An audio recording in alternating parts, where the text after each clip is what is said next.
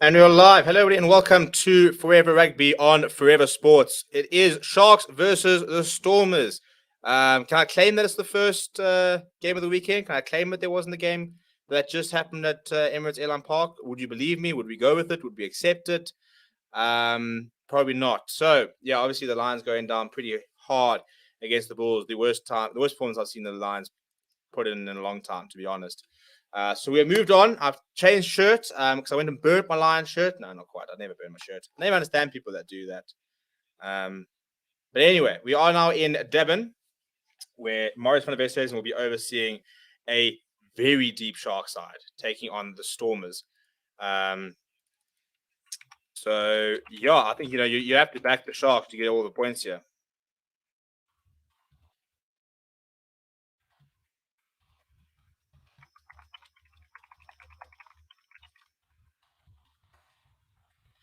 Busy uploading the preview that we just did. I mean, the review that we just did, which basically just said that the Lions were terrible, which they were, and the Bulls were very accurate, which they were.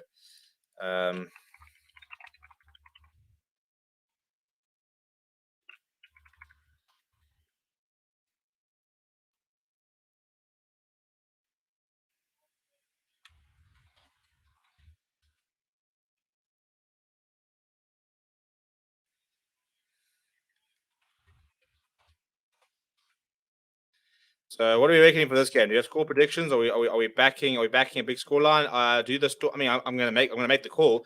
Do the Stormers have a chance here, or is it going to be one way traffic? The Sharks put on 47 points last weekend against the Lions. They did concede 37, so obviously it wasn't a perfect performance. But they've gotten even better because, and there's Werner Koch in the stands. The change that the Sharks have made is to bring in Sia Khaleesi, South Africa Player of the Year, and Bongi Mbambi, South African starting hooker. So those are the changes that the Sharks can make. That's the kind of situation that they find themselves in. It's really outrageous. For the Stormers, they've lost Evan Roos, arguably their best player, one of their best players from last season, definitely. And they've lost Salman Murat, who's a Springbok squad member, soon to be Springbok capped player, and was co-captain. So they've lost two very big guns. Whereas the Sharks have welcomed back two bazookas in terms of the guns that they've managed to bring back. So you do think that it should be pretty one-way traffic. But hey, the Stormers, I think, shocked us quite a bit with that first half that they played against the Bulls last week. So who knows? Maybe they've got something in their bag for today. But you look at the Sharks backline, and it is unbelievably good. In fact, it's actually a bit of a cheat code of a backline. It's that hectic. Steven Kitsoff will lead out the side by himself because, he leads it out anyway. But yeah, he'd usually be co-captain with Salman Murat. I'm never a fan of co-captains. I just don't really see the point. I just always feel like it's a bit of a token gesture and never really makes much sense to me. But each to their own. Vexus hope my Sharks will disappoint me like the Lions. 23-20 is going lawnmower. Can't even predict the score. Sharks 40, Stormers 20, says Kevin. Yeah, there we go. I don't think it's a terrible scoreline. I think it could be quite a lot of points here. I think in general, I think the South African defenses are pretty porous at the moment, which is a little bit concerning, I suppose. But what can you do, eh? What can you do? No, I suppose you can improve, but apparently that's a lot more complicated than we think.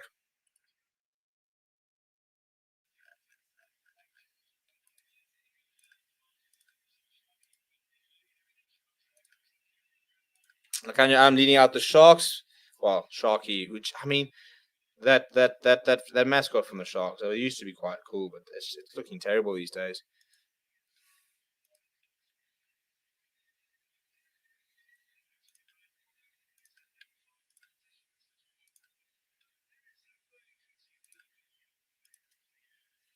Apelele Fassi, of course, also named the Young Player of the Year. So, the Sharks have had a very good week. They've got the Premier South African Player of the Year. They've got the Young Player of the Year.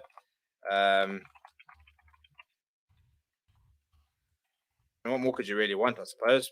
Not much. As a Lions, I could want a lot more, to be honest. But as a Sharks fan, you are smiling from ear to ear with the incredible depth that they currently have.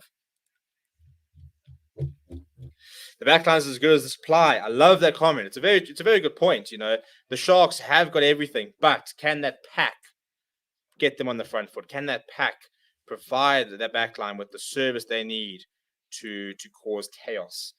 Look, I think pack-wise, I think it's going to be interesting. I think the Sharks got a better front row. I think Sazi Sunny's going to have to step up if the Stormers are to compete at scrum time. But second row wise, I think RJ Smith and Marvin Ori are two very good operators. Loose trios, you got to back the Sharks one. Although having said that, Chiba Daimani is playing very nice rugby at the moment.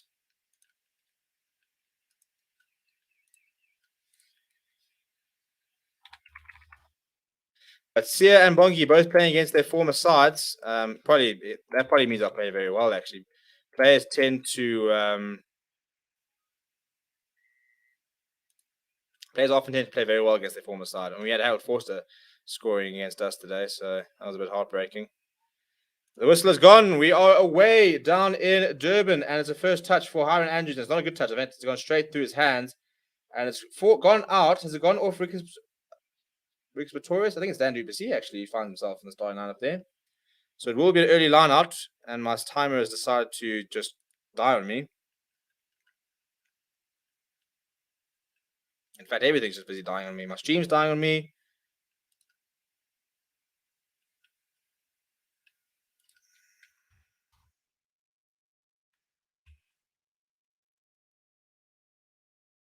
We'll be back soon, people. There we go. Okay, so as default back, Buddha Chamberlain has been caught on the ball, but I think there was a knock on earlier. Looks like the penalty for the Sharks.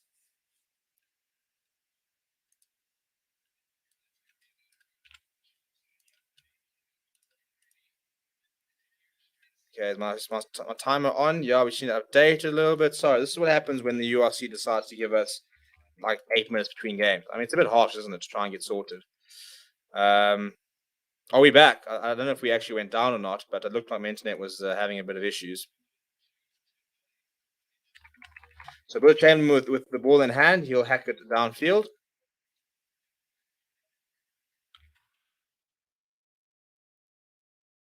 Now, but I thought Dan Duplessis did it. What obviously it was Dan Duplessis that wasn't supposed to play, but as you'll see Rex Pretorius there is limping off here. So it looks like his calf is gone as they were about to play. So that's a very, very tough break there for Rex Pretorius.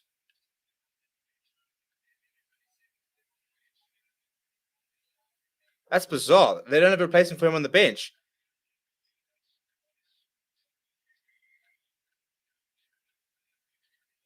No, that's bizarre. They're telling me that they did not travel with another replacement.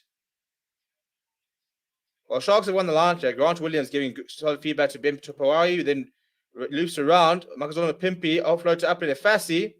Angela Davis under a lot of pressure here. He's got Nkosi and Pumpy. He's been caught there on his 5-meter line now. Storm's under a lot of pressure.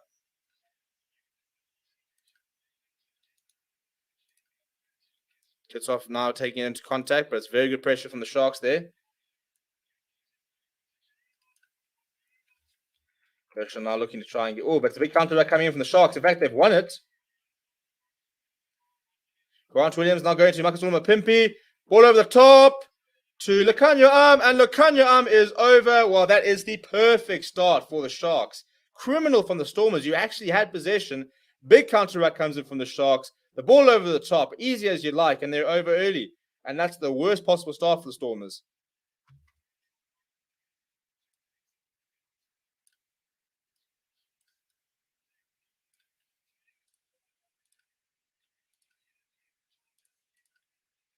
I mean, that is diabolical from the Stormers to have the ball. I mean, on the 5-meter, looking all right, and to let a counter ruck come in that easily.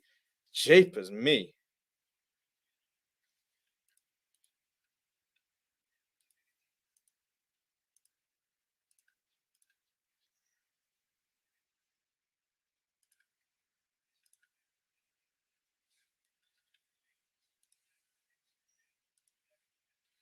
There we go. That's a disaster for a start for the Stormers. And I can't get over the fact that they have travelled to the game and did not bring an extra reserve.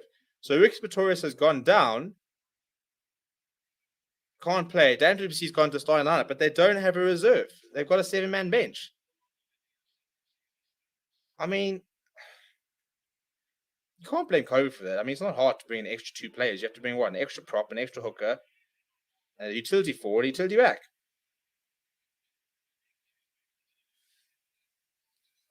All right, missed the kick there from Twitter Chamberlain. Yeah, well, it's gonna be a long day for the Stormers. I mean, they literally got 22-man team.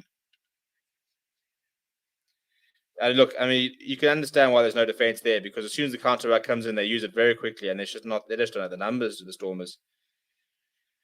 Labaskakti now. Oh, that's a big hit on Sazi Sunday, but he's actually sat down Sazi Sunday, so it's really good work from the Sharks number 7. I was quite impressed with him last week. He looks like a nice player. Grant Williams now rolling the ball back, demonstrating his tactical skill now with the box kick, which has almost gone backwards. And it's fallen to Angela Davids, actually. So Stormers have now turned the possession over in the 22. So that's not a good moment for the Sharks. Stephen Kitsov off the shoulder of Marvin Ori. Ball falling back to Herschel Yankees. Goes to Mani Liebach. He goes to Damien Willemse. Steps inside. And penalty, I think, for offside from the Sharks. So that's a nice response for the Stormers. But that's so frustrating. As a Sharks fan, you must be doing your nut. You go and score a try pretty much out of nowhere. And then you stuff at the kickoff.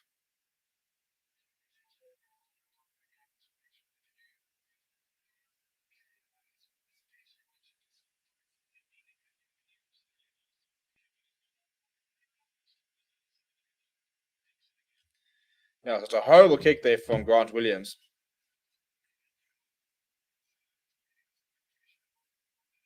Yeah, hands up and apologize, young lad.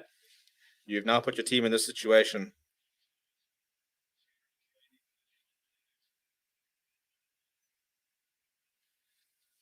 Right, Scarron to Bendy. Can the Stormers hit back? They've got a good pack. I think that's their sort of silver lining, and they've broken off with a very good looking maul. They've come just short. Ball has gone down. Herschel Yankees now giving it Stephen Kitsoff. Big hit on him from Ruben van Heerden. Marvin Ori now, but the Sharks' defense has shifted on quite quickly towards the left. So Herschel Yankees, it's an advantage to slowing the ball at the breakdown. Goes to Damien Williams. It's not a great tackle, and Grant Williams is very quickly up, but it'll be another penalty. And I'll tell you what, I'll almost be tempted to have a scrum here. You're on the 5-meter line, a bit of momentum. You'll probably go for the line out, which is probably the right decision, but it's just a nice position for a scrum if you wanted it. Touch judge is having a word. Oh, TMO. I think this could be a bit of foul play here. Yeah, Dion Ferreira again flying in with looked like a pretty out of control tackle there. So, I mean, clear out. So he could have stuffed it up.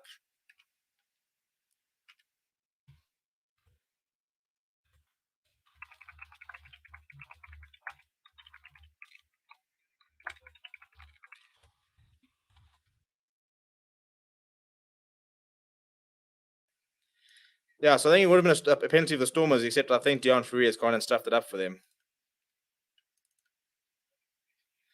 Thomas Latour, I mean, what you can't go in like that. I mean, what an absolute moron.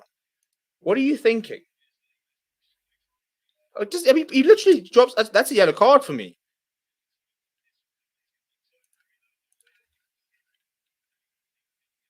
Dion Ferreira, never been the cleanest of players, has he?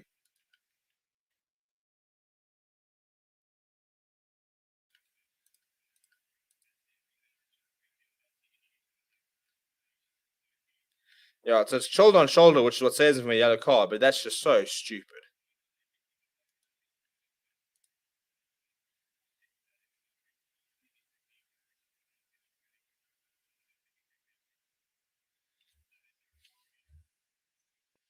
Yeah, it looked well done, Dion Ferreira. Your team was on the charge, and now you've just conceded a silly penalty. Connor 7, Glasgow 5. Should be quite a good game, actually.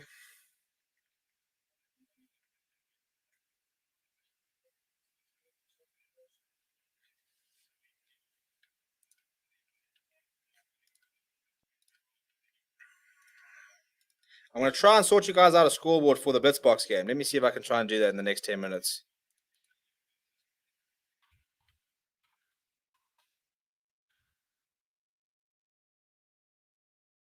Who are we playing? Anybody know? USA. We've got to buy because there's no Samoa game. So there's a penalty for the Sharks, and they don't kick it particularly far here. They only find territory just outside the 22. But yeah, versus the USA, it's actually starting in 10 minutes, so on a bit of time here. Sharks the solid line win there. Here comes a rolling more there. Bongi Manambi controlling things at the back. I mean, what a player to have Bongi Manambi as one of your signings. I mean, they've got so many hookers anywhere. You know, Kevin Fury and Pheasant Barter are both very good. It's a very good more defense there from the Stormers. In fact, they've actually pushed the Sharks all the way to the side and out. So it will be a Stormers lineout actually.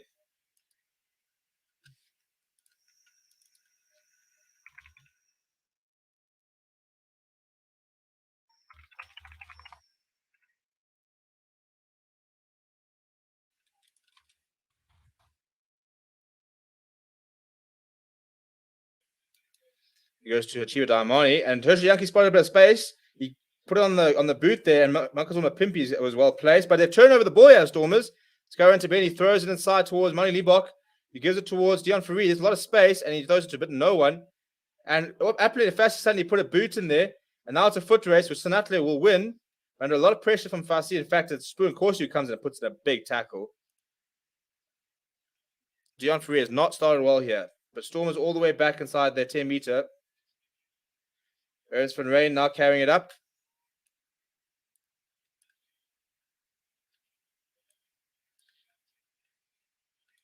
Bonnie Liebach. A lot of pressure being put on him from the Sharks here. Trying to get out of their own half here are the Stormers.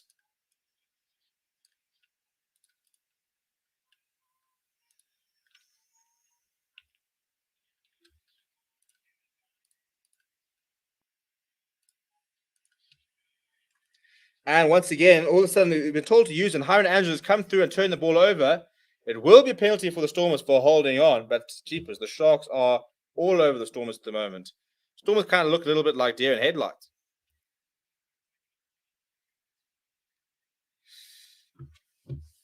And it says the Sharks will walk away the Stormers early, easily. That's the way Dion always rolled. Yeah, look, Dion, he's never decided to err on the side of caution, Dion Free. Yeah, always lives on the edge. I think is probably the polite way of saying it.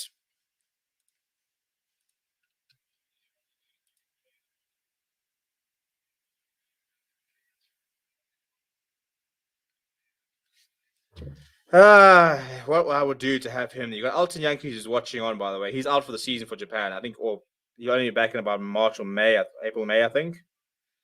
But that is exactly, I mean, how depressing it is. The Lions to be taken apart, Fred Zalinger to drop an absolute stinker performance, and then you switch to this game and you got Alton Yankees in the stands. Surely we can get him to coach at least. Like, can the guy at least come and like show our fly halves how to play rugby? It's a horrible pass from Dandy Bassi, but he has managed to hold on to it. No, it's a knock on. So we'll have a scrum. Stormers just can't do anything right at the moment, can they? Marnie Liebach, and it's just a horrible pass to Andrew Bassi right ahead of him. I think it's a bit harsh. I almost think he actually manages to catch that on the ground, you know?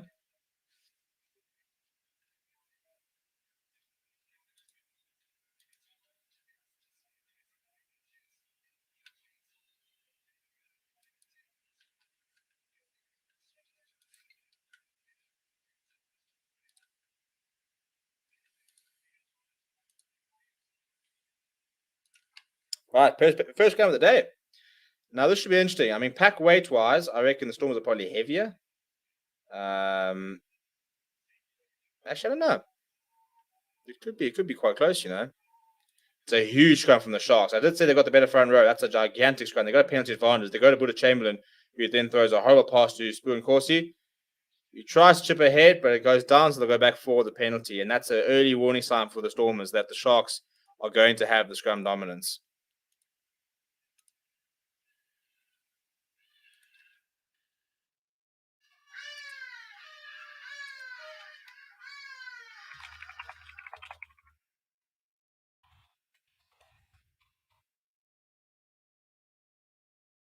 Yeah, Oxen Chair is just absolutely decimated Sazi Sunday. They've got a feel for him. I think 22 years old now, Sazi Sunday. Just trying to find a sort of way in his team, and all of a sudden you're coming up against Oxen Chair, who's coming with the back of a very impressive season for the Springboks.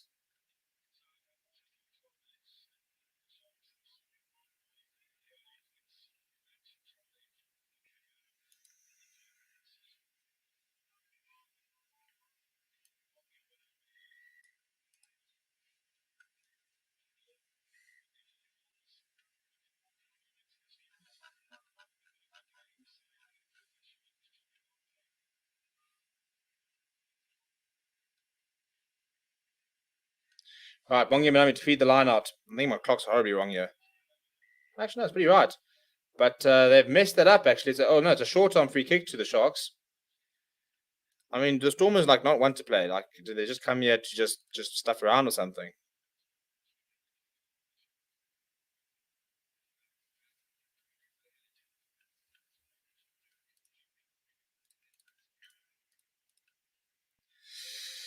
Let's get up for the 7, shall we? It's going to be a scrum here, as you can imagine, for the Sharks. Going to get my 7s on over here on the iPad. We got all the technologies here. The Stormers were a good team in Union. They've failed. Yeah, I mean, it's just maladministration. It's horrible. There's no money. They've stuffed it all up there. They've left very good players. I think the Sharks will get to the top edge of the URC. Yeah, so do I. I think they could go quite high, actually. Right. Big scrum needed to have from the Sharks and from the Stormers. Well, DSTV now is not working on my iPad, so that's a little bit ominous. Right, Britta Chamberlain to Williams. Williams looping around, trying to almost finds a gap. Gets the pass over to Lakanya inside. Lakanya up to the 22. Still going as Lakanya up to the 5 meter. Needs support. It does come. Quick ball needed here. Grant Williams starts to go to the right. Harold Andrews is there, but it's a good tackle on him. Grant Williams now to Oxenchair. He's got the support of Bongi Manambi. Oxenchair up to within 1 meter. Grant Williams to Britta Chamberlain. Kick over the top. Spoon Corsi, he can't take it. He can't take it. And Hershey Yankees will dab it down. But why go for the kick? You had all the dominance there. You had all the go forward ball. You had the momentum. Why go for the 50-50 kick over the top? I mean, Spoon Corsi is a wonderful operator in the air, but this has been butchered, if you ask me. The offload of the ground from Grant Williams just allows the Kanya arm to steam forward.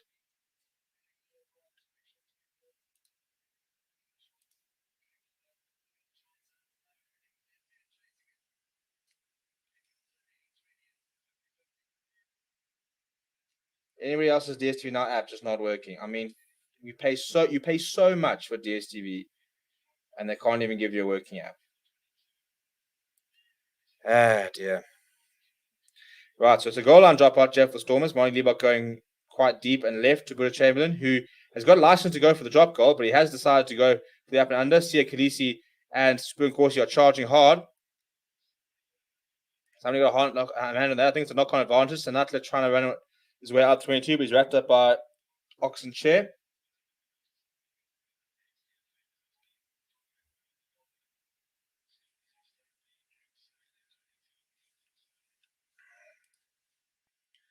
Okay, so we will get a scoreboard running for the Sevens game. I'm going to put that up now.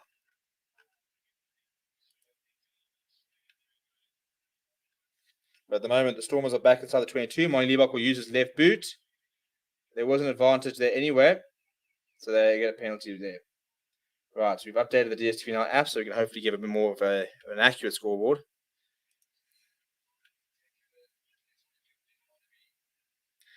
So Slapcut, the Stormers team is just so terrible. I swear, what is the passing? I'm not so strong as he thinks he is. I think Lakanyam's pretty strong, actually. Oh my living! How can we? You literally pay, we know we pay money for this app. You know we pay money for the service, and now you're just not giving it to us.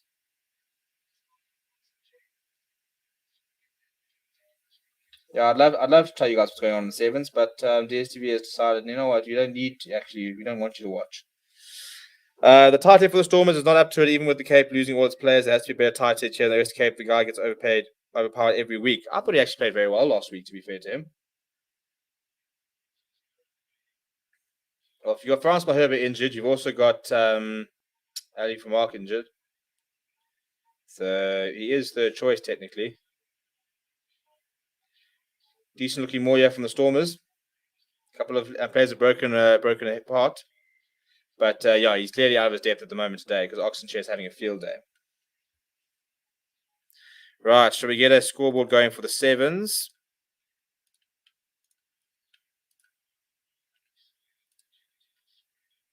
Up against the USA in pretty much now, actually. So there we go. We're going to make it a little bit smaller so we can fit it in. Right, so we're going to go there.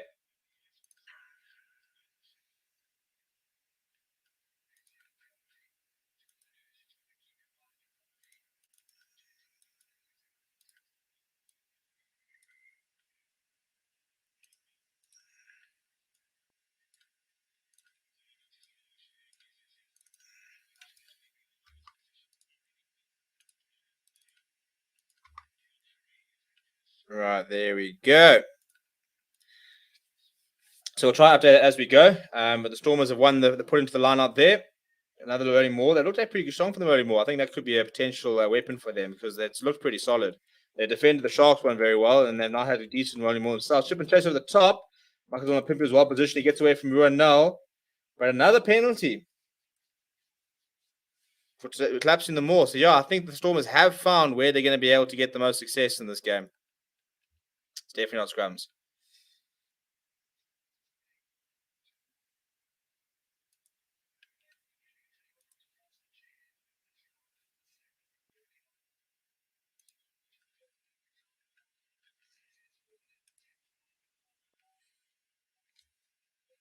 Come on, man. This bloody app. Whoops, something went wrong. Whoops, we stole your money. Useless bunch. Right, so after the flurry starts, Stormers have actually got an opportunity to try and get themselves back into the game here. The Sharks started very well and are playing very well, but all of a sudden, the last sort of 8 minutes, the Stormers have grown into this game. Having said that, they've just lost that line. Bats going to Benny has managed to jump onto it. So Stormers are still in possession, almost up to the 5-meter line. Half past there, Moni Liebach has jumped onto that very well there from Hershey Yankees. Hershey Yankees a better distribution now. Goes to Stephen Kitsoff. Stephen Lisi is there, but still available. Aldrich Smith there with a strong carry.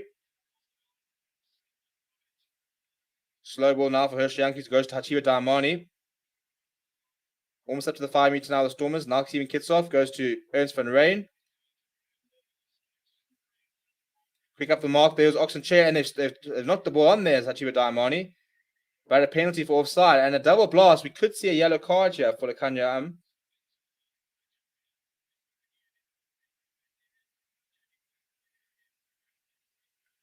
Yeah, the Kanya Am's gone. The Kanya Am has gone to the bin. It wasn't necessarily for him. It was more about the flurry of penalties, and then he came up early, and it was in an offside position. And all of a sudden, as I said, the Stormers, who are looking a bit better, have now actually got a one-man advantage. So Moni Liebach will take the points, which is probably the right decision. But this could be a very interesting point in the game because if the Stormers can score some points whilst the Kanya Am is in the bench, this could be this could be quite big. Yeah, look, I think if you're going to question the Kanya Am's class, you clearly haven't watched enough rugby. All the Sapphire Stars in the domestic comps look average. I mean, Oxenchair is currently murdering them in scrum time. The Kanya Am, Marcus Pippy scored a hat trick last weekend. The Kanya Am took apart South Africa. I mean, the Lions last weekend. Grant Williams is playing pretty well. But apart from that, sure. Right, 3 points is over. So the Stormers keep themselves within 2 points. Much better response than they needed it.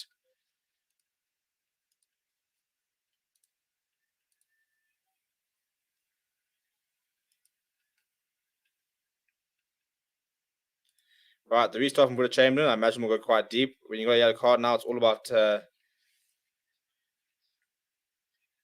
Angela Davis takes it in the restart there. Maximo Pimpy puts his hand up. That's a bit soft of a penalty, if you ask me. So the penalty taking out Angelo Davids in the air, I think it's a bit soft. I don't think he was really taken out. I think he kind of milks it a bit, to be honest. Peter Steph looks okay in Japan. Well, I'm not really worried about how he plays. I just want him to get through the season all right. I mean, we all know the class that is Peter Steph the toy. So for me, it's just more about a fitness thing than anything else. Yeah, marginal. I mean, he technically almost has almost has a foot on the ground there, does Angelo Davids. But the penalty is the decision up towards the 10-meter line now. The Stormers. Scarron Tabeni will look to find Marvin Ori. Does find him. Marvin Ori is a line specialist, so that's what he'll do all day. Horrible pass from Monty Liebach and has been knocked on by Dandri Bassi. Turnover, in fact, by the Sharks. Ball through their legs there from Ben Tapuai. But we will go back for the knock on.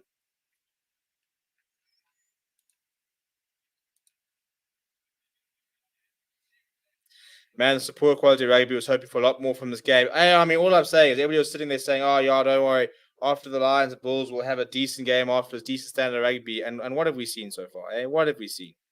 There is kickoff in the sevens. Again, I would love to tell you what's going on, but yeah, DSTV has decided that we ain't watching it. But I'll keep a scoreboard going as well. SSI's aren't going overseas. Cobra's practically over based on the numbers. No. We are going overseas. We're going overseas in 3 weeks. When I was looking at the fixtures now, I think the first overseas game is the 19th of February. 25th of February. The Bulls are in Italy, the Lions are in Ireland, Stormers are in Ireland, and Sharks are also in Italy. So end of February, we will be overseas. We've only got 2 more rounds of URC, and then we take a week break until we come for Six Nations, stuff like that. Massive scrum from the Sharks. Penalty advantage. Saturday Sunday is actually being. It's actually a bit barbaric what's been happening to him. Basically, Lazy picks up and goes. There's a penalty advantage. Grant Williams goes to Bongi Manambi. Ernst van Rijn gets up quickly to tackle his former hooker. Grant Williams taking a bit of time there whilst we're running. Comes in the form of Oxen Chair. Another advantage here for the Sharks. Grant Williams going inside to Bongi Manambi. They are a man down here from the Sharks. If they can score with a man down, they'll be very tough for life. Buddha Chamberlain. Oh, Monty Liebach going for the intercept. There was a penalty advantage anyway, so they will go for the penalty.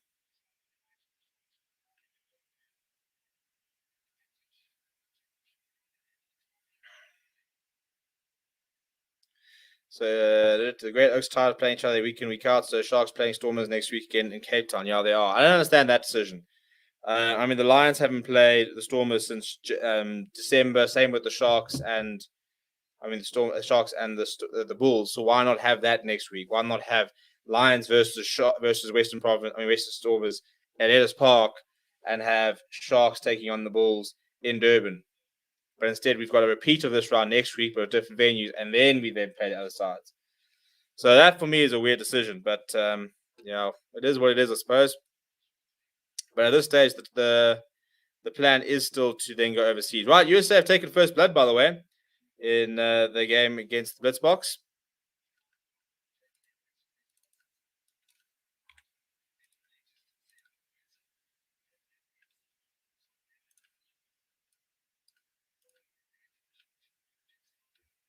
So not a good start there for the Blitzboks. Kevin Williams, the try scorer. I'd love to tell you how it happened, but as I said, we're still having technical difficulties over there. And they've converted as well. So it's 7-0 over in Severe for the Blitzboks. They will pretty much go through because they had a bye. So now they're playing to top the log.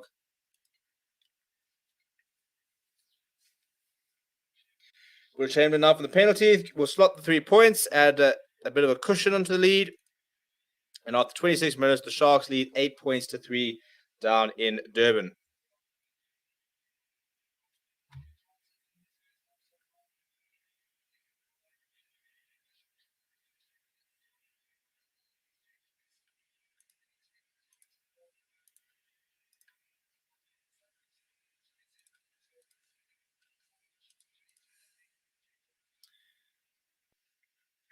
The Blitzboks look tired. Well, I'll take your word for it. I mean, it's a bit of a nothing game, so I'm hoping that they would have rotated the team a bit. I'll check the team now. Deep restart there, Jean de Labaskakny.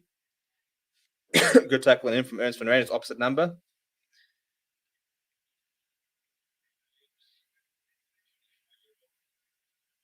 Grant Williams, much better box kick than his earlier attempt. Michael Pimpy is up and chasing hard, but it's a good take out of the air for Davids. Now Hershey Yankees going to Stephen Kitsoff. At first receiver going to Monty Liebach. Monty Liebach looking for that space. It looked like it was another knock on from the Sharks. Oh, they're not. I think Stormers have been hard done by there. Try and go for that flat pass, Monty Liebach in between the players. Ben Tapawai was quite far forward and almost manages to knock it up. Stephen, I say after Lions' performance, say you're worried when you guys go to the RDS to play Leinster. Yeah, but I mean, what are we supposed to do? I mean, the Irish teams are worried when they go to play Leinster. So, I mean, we've got no chance. I'm hoping you guys just rotate. Do you actually have your Six Nations players then? I think you do, you know. No, actually, I'm not sure. I'm not convinced you do. Yeah, you don't. It's those 2 rounds where there aren't any of the internationals, I don't think. I'm pretty sure. Let me look at the Six Nations fixtures. I think that could be one of the games where there aren't Six Nations players. So at least Leinster are missing half their, in fact, probably missing their entire squad. Break and play here. We will be resuming with the scrum for the Sharks. 20th of February, yeah. So Ireland are playing that weekend. So at least it'll be a weekend Leinster side. I don't think that gives us much hope, but at least it won't be as bad. Mike Lieber got to gain confidence since he got back to the Western Cape. Yeah, not quite coming off for him today, but he was very good last week. And the Blitzboks have responded. Deval for Human has gone over, and it's 7 points apiece. So looking good. Looking a bit of a response there, which is good to see.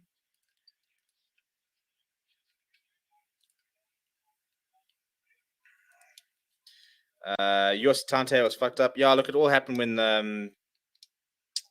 it was all that disaster when all those teams left in December and just stuck up the entire calendar, which there was no need for whatsoever. So they're not really South African team's fault that the calendar is a bit messed up. Grant Williams sniping. He's wrapped up by Monty Liebach up into the Stormers territory.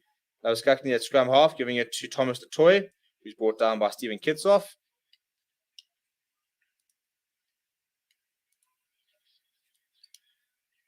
And now Grant Williams. And a lot of pressure there. And there is a penalty eventually. And this time, and it looks like the USA have scored again. Kevin Williams with the double.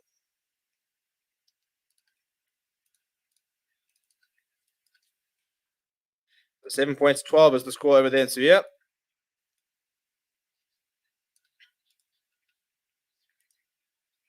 Sharks going to go for the points, yeah, which is sensible. You know, if you're going to be man down and you can't just keep the scoreboard ticking, that helps a lot because at the moment, by the time the Kanye comes back on, they'll actually be in a better position. Dion Ferry so clearly from the side there.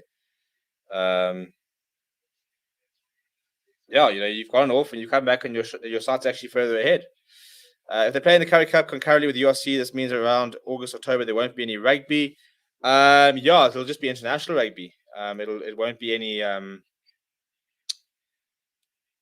there'll be probably maybe a couple pre-seasons, but which I actually think is a good thing. I know it's not a good thing for us, but it means a lot of these players can get a bit of a break. So you play October through to June, which is a pretty long season, and then you get July off, and you're back into training in August, September. Look, the URC started in September last time, so maybe we'll get a start there. I'm not quite sure when it officially will start next season, but yeah, there won't be any local rugby, Currie Cup wise or URC wise. Oh my living! Buddha Chamberlain's let the clock run down. He's run out of time to take the kick. What a stuff up that is! So it'll be a scrum for the Stormers. Well, that's a get out jail free. We'll be covering the Varsity Cup. We can try. It's going to be difficult. It just all gets quite a lot. But I suppose they play on Monday, so we can try. I actually haven't even looked at the fixtures. I know it's starting quite soon. I think it's like mid-February. 14th. Yeah, so they play on Monday, so we can probably try. We can probably try to do some Varsity Cup rugby. I'll chat to the guys and see if they're keen to do it. Do you guys don't want to watch Varsity Shield? My boys' roads are around there. They play on the Fridays though. Another reset scrum here.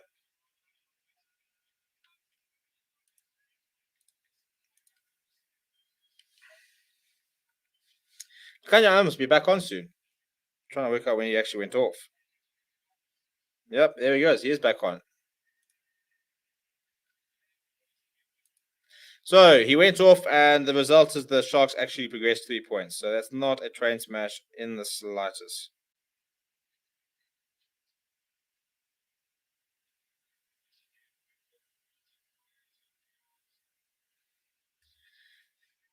We've got a lot of people on the park here. Saturday Sunday is receiving some treatment.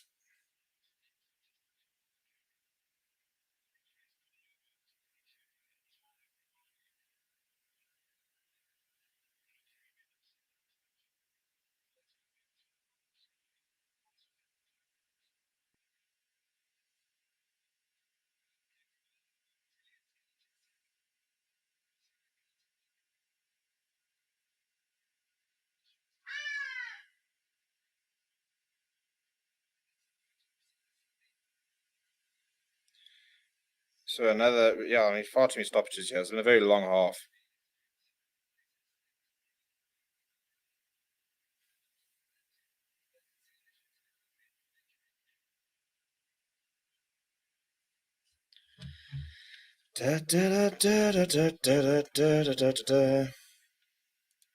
Vast Shield is kind of one-sided. Vast Shield is very one-sided. Forte are just a whole different flipping level.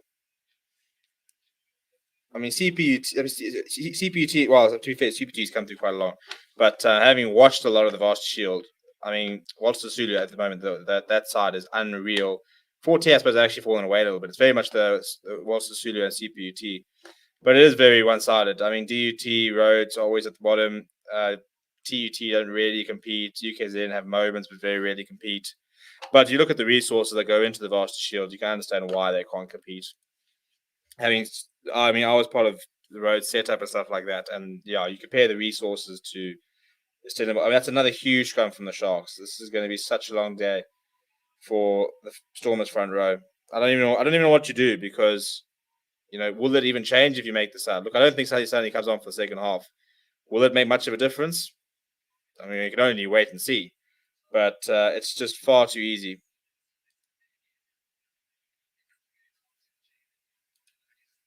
And on the bench, I mean, you've got Brock Harris, so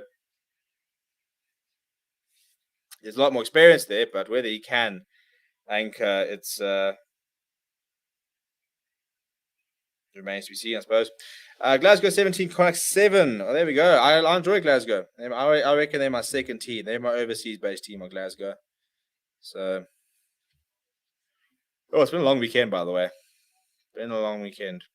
Don't know why. Just feels like it's been a long weekend. It's been a long week. It was a long week. Right, Buddha Chamberlain. Remember, you've got a certain amount of time. 23, 22. Are you going to get it in time? It's a very looking strike. We actually did strike it this time, but it's gone off to the right. So Buddha Chamberlain's not having a good time off the tee. This time, at least, he remembered to kick it within the allotted time. So he actually managed to have an attempt. But for all the Stormers have probably been outplayed quite a lot. There's only 5 points in the game. The Blitzboks, meanwhile, have responded well, and all of a sudden are in the lead, by the way. It's 17 points to 12 over there. That's good to see.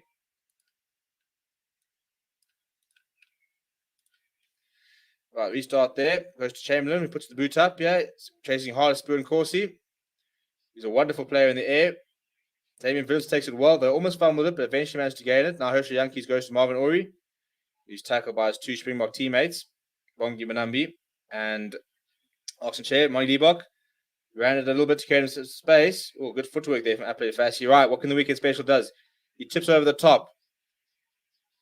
A lot of Stormers players covering, and Damien Willemse wins the race. And it'll go out. But will it go out of a Stormers player? Or who's put in his ears? The Sharks put in. It's a good idea for Apple Fast. He chipped over the top, back himself with the pace. Didn't quite have it. But if the Stormers have carried this out, then it's the perfect option.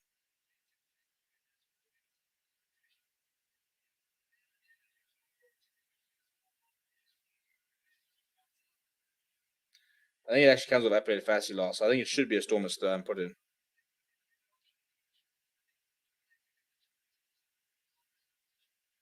Yeah, this is a Stormers line out. It's kind of stuck in their half at the moment, all the Stormers. Good line out there from Marvin Ori. Ball's gone straight down, so it'll be a clean feed for Herschel Yankees. But he goes to Diamani to open up a better angle. Diamani's held on by Ruben van Heerden and Sia Khaleesi and driven sideways.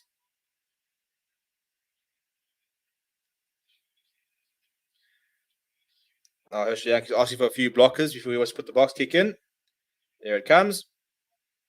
It's high. It's tested for Makazona Pimpy, who gets taken out by Angela Davids in the air. So there is a penalty advantage.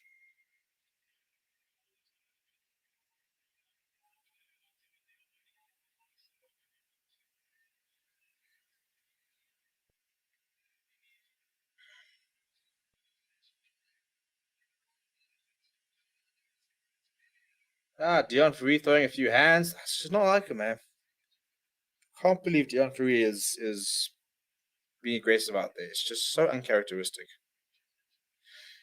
Right, so the Sharks are gone for the corner here. Well, they haven't really found the corner. They've only found the 22, but there will be an opportunity for them to try and get their own rolling mode going. Ruben van Heerden holding on to Dion Ferry. Dion Ferry not enjoying it at all.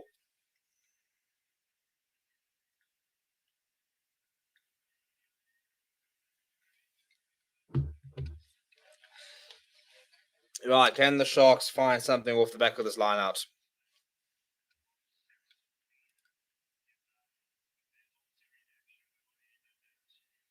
Now we're looking at this on the TMO. Guys, why? It's a non-incident. He held him. He shouldn't have held him. He hit him. He probably shouldn't have hit him. It's nothing. It's there. Can we move on?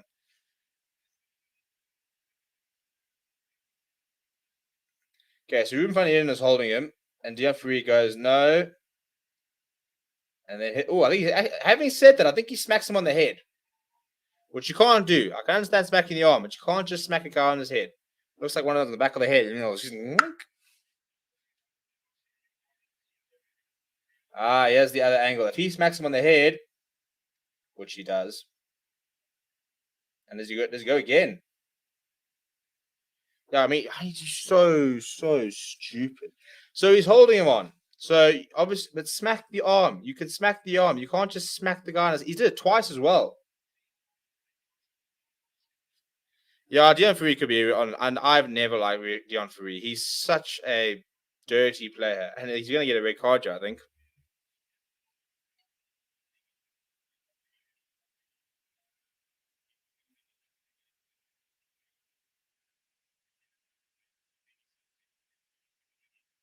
Twice. So that's on the head twice.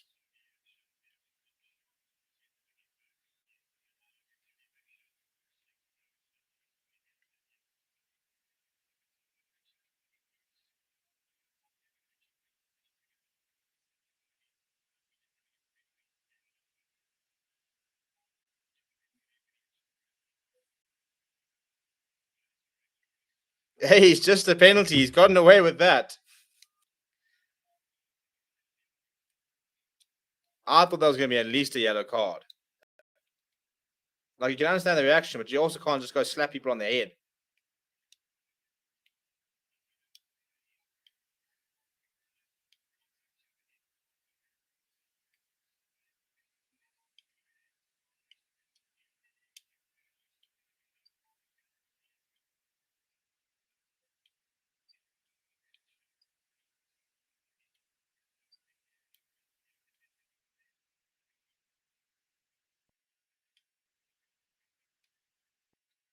So because of an open hand, it also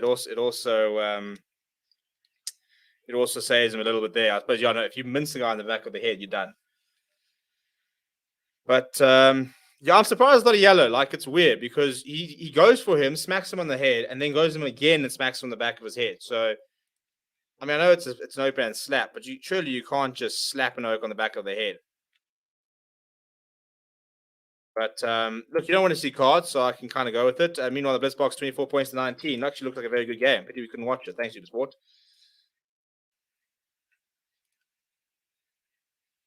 But yeah, I mean, just because it's an open, I mean, you just you gotta be hacked if somebody slapped me in the back of the head like that. That hurts, eh? That's not like a hurt like knock you out. It's a hurt like that's just unnecessary. Like, why? Anyway, Sharks have got the penalty. They've gone for the corner. Mongi Manambi is currently... Oh, Mongi Manambi's going himself. He's wrapped up by Gino Diamani. Very good tackle by him. Now Thomas Latoya on the charge. Up to the 5-meter line. Good tackle by Stephen Kitsoff. Grant Williams over to Oxen Chair. Oxen Chair puts his head down. Big tackle from Sazi Sandi. He's been very much better in the loose than he has been in the scrums. Hiron Andrews now. Ernst van Rijn manages to keep him from progressing for too many meters. Now Stephen Kitsoff has come through league. Oh, it's a knock-on actually. So that's very good performance from the Stormers. Look what it means to Ernst van Rijn. Very happy with that.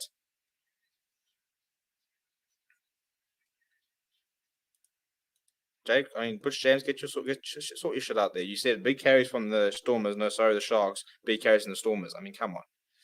24 points to 19. 15 minutes has gone in the Sevens game. So if they can just hold out, they will be able to finish top of the log there. Very good awareness here from Hachiba Daimani, who sees the danger and just manages to wrap his arms around Bongi Manambi. I don't know why Bongi Manambi is upset. He was calling to the referee for some reason. Anyway, our clock is nowhere at the moment because there's been so many stoppages. So it is 36:25 is the official Connor 10, Glasgow 17. A couple of little slabs who has not had or done that in the game, who ref in this game for sure. Nice to see. Yeah, look, I mean, yeah, maybe it's not that hectic, but you can't also just start slapping guys in the back of the head. As I said, you don't want to see cards. You don't want to see cards. But do you know what it is? I would have penalized him because of the no arms clean out earlier, and then you now slap them. So I would have said that's a repeated infringement.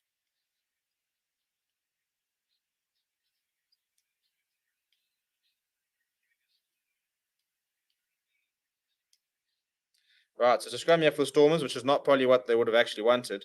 I mean, they'll take it because they're under a lot of pressure, but now Sazi Sani just needs to anchor here. He needs to anchor against Oxen Chair and allow the Stormers a free clearance.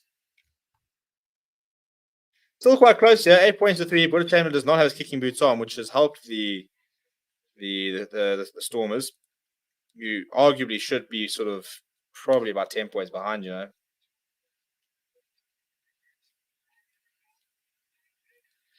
Right, so Stormers have to get this ball in and out very quickly because Sazi Sani has been punished as soon as that ball stays in for a while.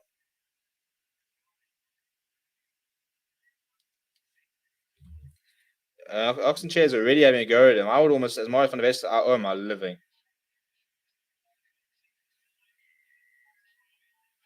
Penalty. I mean, that's just... It's becoming unfair now. If I was Sazi Sani, I think I'll just walk off. If I'm not cutting your arm, I'm asking for another scrum. I mean, come on. You're penalty try territory here. Picked up and gone from Bongi Manambi. That's a bizarre decision. I would certainly have taken the scrum there. Could have gotten a penalty try. 2 more penalties. You could have gotten somebody sent off. Anyway, they've taken it. They're right by the poles. Pick up and go on Sia Khaleesi. So that is the final score at the Sevens, by the way. So the Blitzboks have finished top of their group. 2 minutes left over here on the clock for half time. Sharks now pick up and go.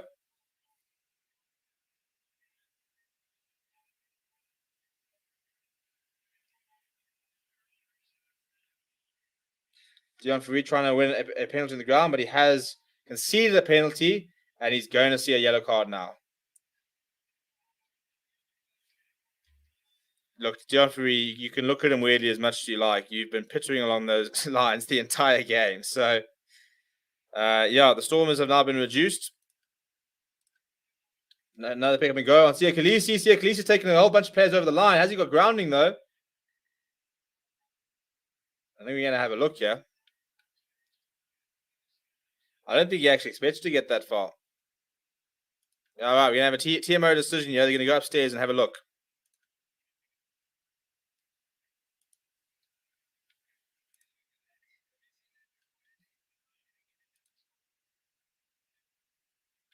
Oh, hectic. Well, Sia Khaleesi has just said he didn't score.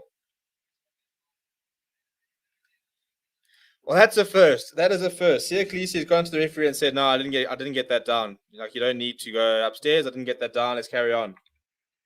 What a man! What a player! That is bizarre, though. Have you ever seen that? Have you ever seen somebody? I mean, look, occasionally, sometimes, but in that sort of situation where it's 50-50, to just say, "No, I haven't grounded that. Let's carry on." Buddha Chambers not going to go for the drop goal. We saw him doing this quite often off the restart. And he has nailed it. He has nailed it. He's going to start a trend, actually. It's going to be called the Buddha Chamberlain at this stage. The goal line restart to Buddha Chamberlain. He's got all the time in the world to line up a drop goal, and he's absolutely slotted it.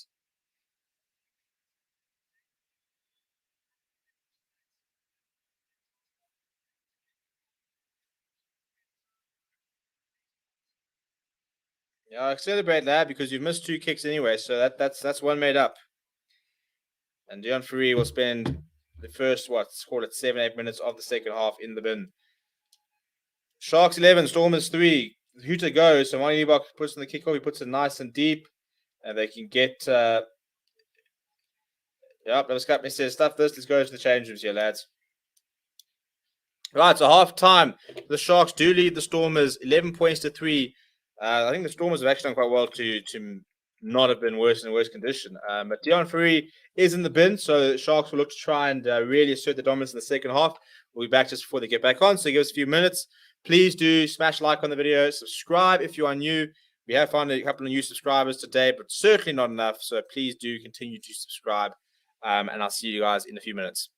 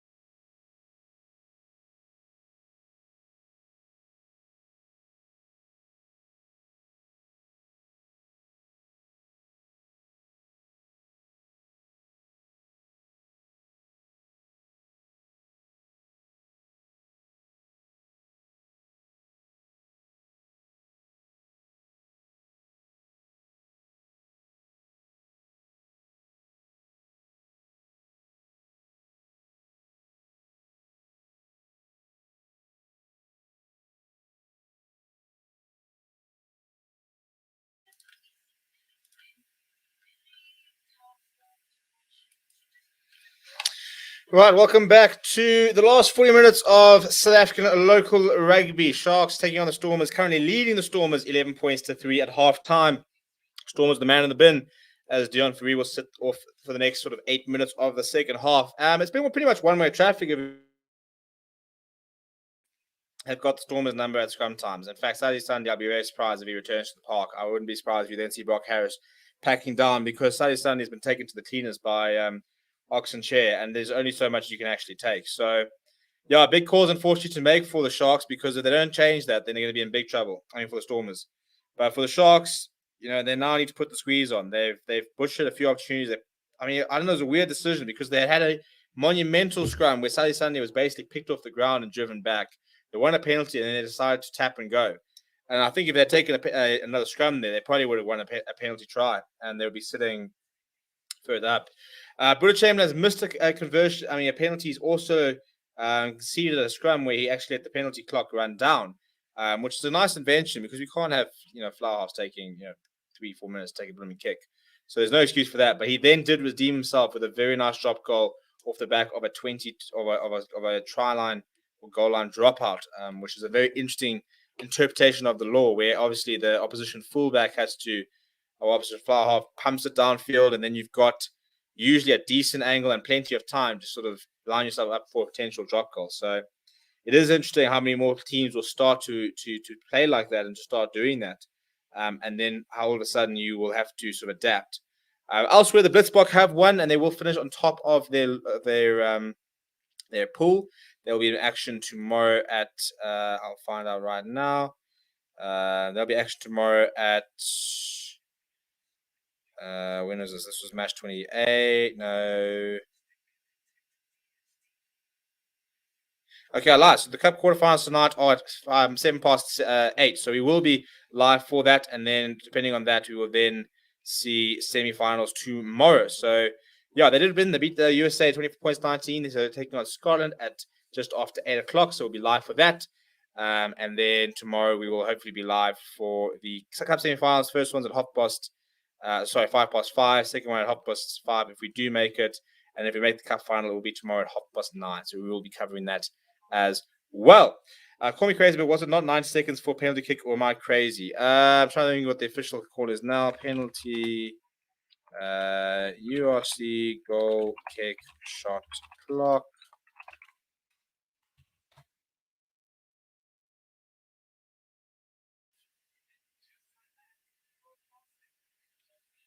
Yeah, this second. Yeah, it's been brought back to 60 seconds. I think it's a good thing, to be honest. I think it's 60 seconds for penalties, and I think it could be 90 seconds for conversions. I think that's the call. So it is sort of for penalties because obviously you don't have to. For conversions, you have to go and find the mark and stuff like that, and then take it. Whereas penalties, you're right there. So they then say, right, boom, you've got the T in hand. Here's 60 seconds. You've got a minute. And I quite like it. I think I don't think you need much more than a minute. I think it's.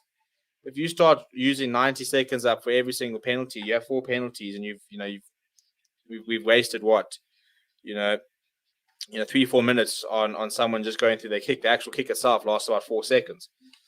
So yeah, that is the new ruling. So that the teams are back out, so we will have kickoff very shortly.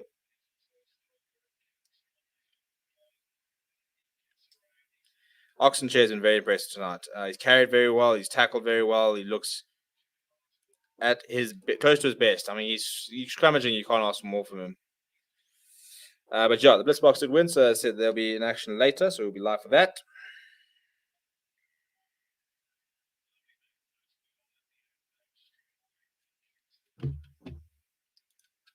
All right, waiting for kickoff here. Sharks going to be now playing left to right. Buddha Chamberlain with hand on the ball.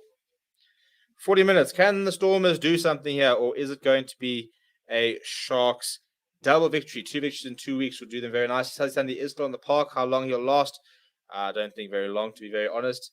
Miles van der Veste isn't getting ready to start the second half off. There we go. We've got a shrill of the whistle, and Buddha Chamberlain will launch the ball towards the left-hand side of the park, and it should be an early touch for Ernst van Rijn, who's taking it out of the air very nicely. Now operating number 7 looked much more sure today than he did last week. Made a couple of nice big tackles. Herschel Yankees will have a box kick early on, trying to get Stormers out of their own territory. He puts it nice and high.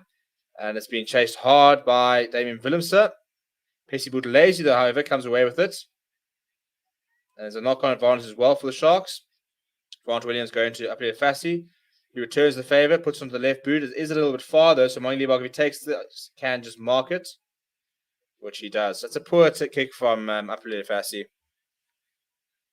The idea is right, but you've got to make sure you keep it before the 22. Otherwise, you just allowed a free 22 there for Mani Liebach.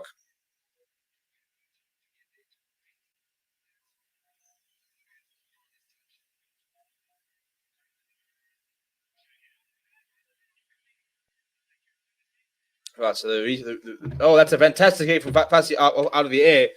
The return from the Sharks looked like it was getting competitive, and Fassi managed to win that back for the Sharks. But now the Stormers come through with the counter-attack themselves. And then another knock-on, I think. So we'll go back for the original knock-on. I'm trying to, So it should be a Sharks scrum. Really good to take out the air there from Apile Fassi. He times it so perfectly, and he just gets in front of Mani Liebach.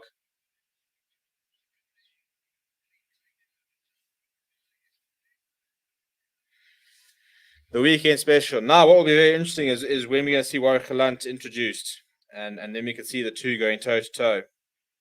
Watchalong for me is a brilliant fullback.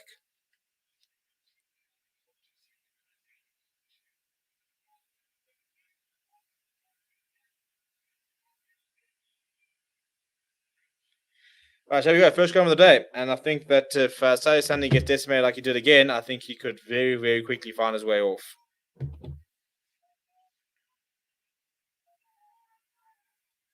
Looks a much better scrum there from the Stormers. Pressure eventually coming. Herschel, you got to use this. But they do manage to stand up to the pressure. Mani Liebach kicking in behind. Apile Fassi got plenty of time to decide what he wants to do. He's going to go to the boot. He puts it high for Makazulu Mapimpi to chase. Mani Liebach, that's a much better take from him out the air.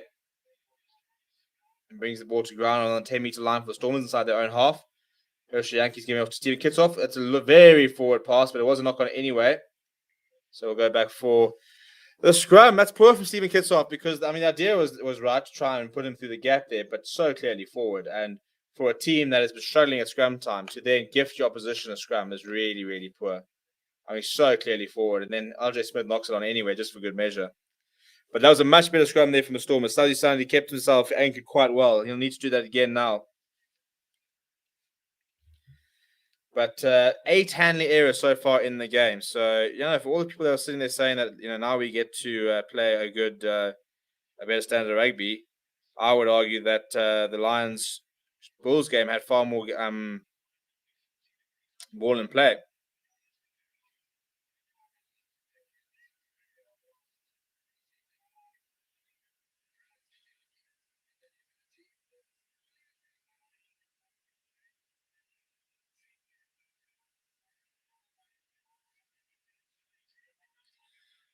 That's a much better scrum from the Stormers, by the way. All of a sudden, they've come out the halfway line and they're looking pretty good. Steven Kitzel's got a wry smile on his face. He wanted a penalty there.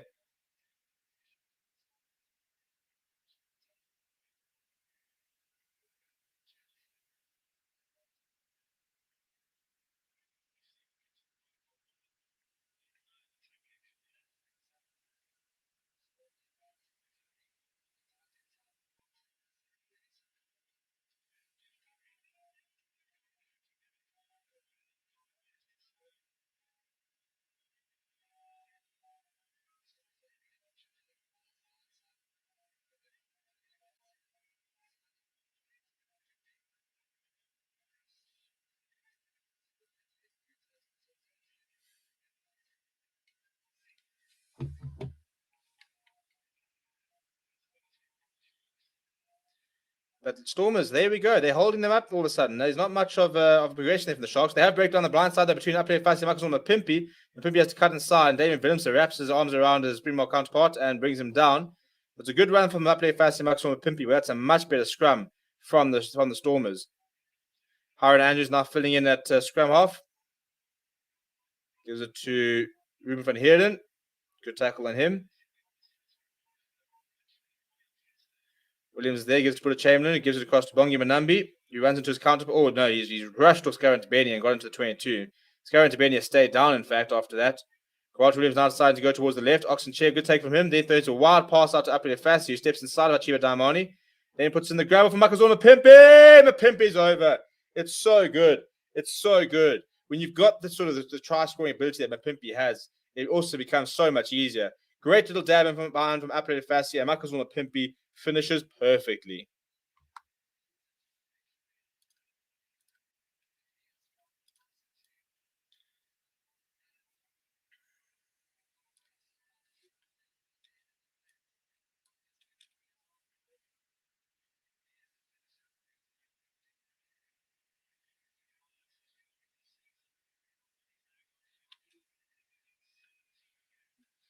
"15 tries in 17 games for the Sharks. Makazona Mapimpi. His try scoring record is unbelievable. It's what he does. It is what he does. Right, I think we'll see some change now for the Stormers. I think we have to. I'd like to see Warwick in the park. And I think you got to look. I mean, I know they've been solid scrums here, but I think you need more than just being able to compete the scrums. You need to start being able to dominate a few scrums yourselves. Having said that, I think that when the replacement front row comes in, I think the Stormers' props are better scrummagers than the Sharks ones are. Buddha Chamberlain just putting that one to the left. You got to wonder, where's the fullback here? Where's Damien Willemser in all this? I mean, there's just nobody in behind there, and Angelo Davis is always going to lose that race. I think 1-on-1 it could be interesting, but it's far too. There's no one at home. Napoli. I mean, Makazona Mapimpi's always got the He's always got the pace there. Good pass from Oxen Che, who just sort of tried to whip that across quickly because he understood there was space there. But not the start the Stormers would have needed. Still a man down as well, so not going to get any easier.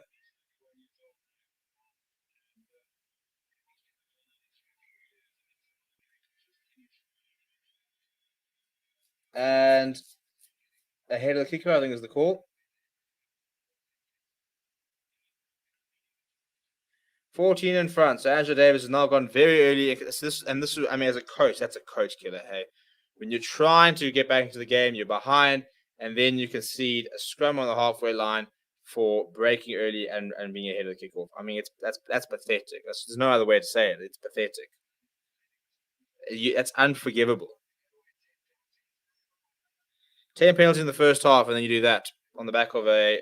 First of all, you've been shutting out the scrum, so you conceded a scrum. Second of all, you need field possession. You need to get down there. You need them to kick it out, and you guys need to have some set piece to work with. But instead, after conceding a try, you've now conceded possession. But the scrums, it's a penalty to the Sharks. The scrums are looking better, though, for the Stormers. Quickly taken here from Grant Williams. He's got so much pace. He's electric. Off he goes, Grant Williams. He's still going. It's Grant Williams. Plessy Buthelezi in support. They need support here. Comes in Siaklisi and John Skakti. Good support play. Now Grant Williams. Oh, but Herschel Yankees has intercepted it. Advantage there, knock on. That's a fantastic break from Grant Williams. A crucial intervention from Herschel Yankees. If that pass had gone to hand, I think that's try time. So that's brilliantly read by the Stormers scrum half. Electric stuff. That's why they're both part of the box squad there. Both demonstrating their class as Dion Fourie rejoins the fray.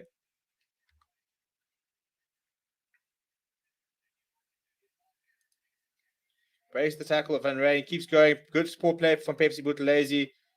They had players on the outside there, but Pepsi Buthelezi had given, and then we would have actually seen it. But now Galanta's on the park.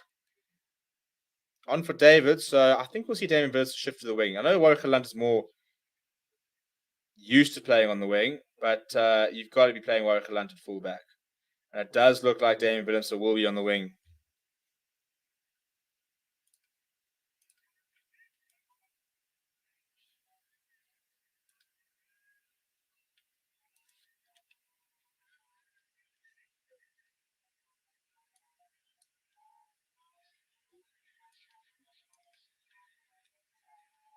Yeah, it's good stuff there from the Sharks.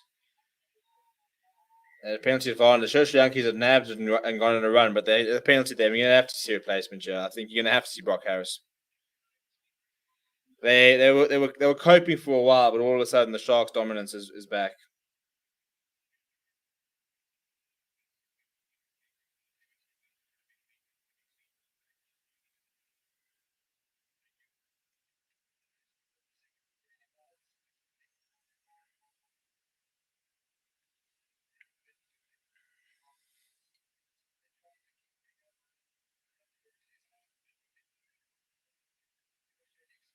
They're going to go for the shot of goal here, the Sharks, which is an interesting decision.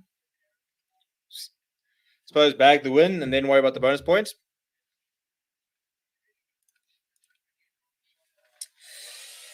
What an amazing backline. Connacht 20, Glasgow 20. Now the Sharks front row bench will still be better than the Stormers bench. Yeah, I don't know. Hey? I think Ntuka Nkunu is a very dodgy scrummager. And he's up against Brock Harris, who, I mean, he's got grey hair. Look at the amount of experience he's got. So it comes down for me for the Kuta Nkunu versus Leon Lyons battle. Hookers wise, obviously, I think Kieran van Vuuren's got more experience than Andre Hugo Venter. Right, Buddha Chamberlain once again from the tee. What can he do? He's missed 3, I suppose, actually. But he has gotten that one. Not been his best kicking display to have missed 3, but he did get a drop goal to his name, which helps.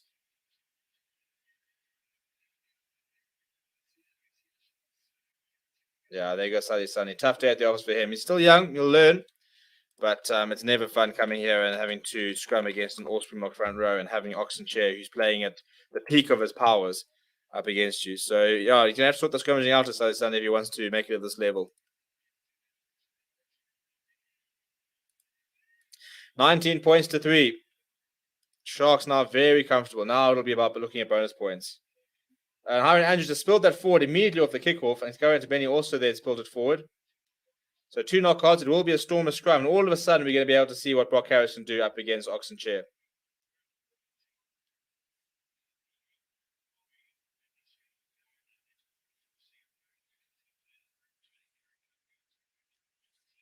Man City striking. Look, let's be honest. We'd all love to have the situation the Sharks have had. The Lions, I wish we could be sitting there signing everyone under the sun.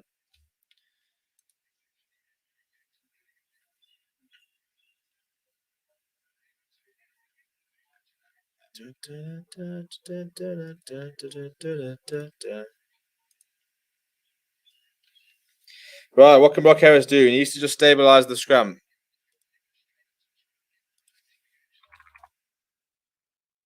Now, is he's going to have a go here or is he going to anchor? Pretty well anchored there from the Stormers. They go for the right-hand side to Warwick Lunt. Gets the ball away to Damien Willemse. Damien Willemse goes himself. Oh, my goodness, that could be a brilliant try. The try has been given to guys. Warwick Lunt, guys. Warwick Lunt. That's all I'm saying.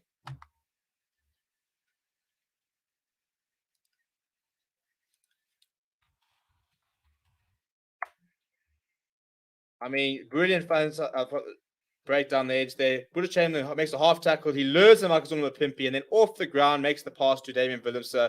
But it's a brilliant finish. He gets away from Labuschagne, rides the tackle of Ben Tapawari, and then goes over. That is a brilliant combination from those two.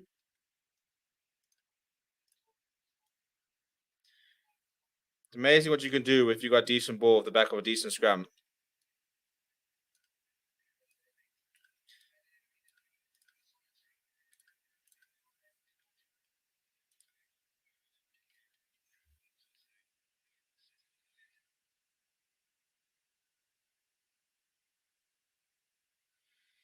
Warwick Lunt is on a next level. His game awareness is like, I just don't understand how it's so good. Like, not so much there. I mean, that was drawn past. But you just watch the way he reads the game as Martin Leibach misses that pretty important conversion. And the way he reads the game is so impressive. But the Stormers are back, 90 points to 8. And here comes Jaden Hendrickson. I thought Grant Williams was very good today, by the way. Very good. Had a very nice break there. He's all over the park, but look at that. It's just boom. It's the committing Mapimpi which creates the space. And then obviously you've got Labuschagne who's battling to get across in time with the pace. And then it goes over. The Sharks buy all their staff. Is anyone actually from the tower? Coaching staff or players?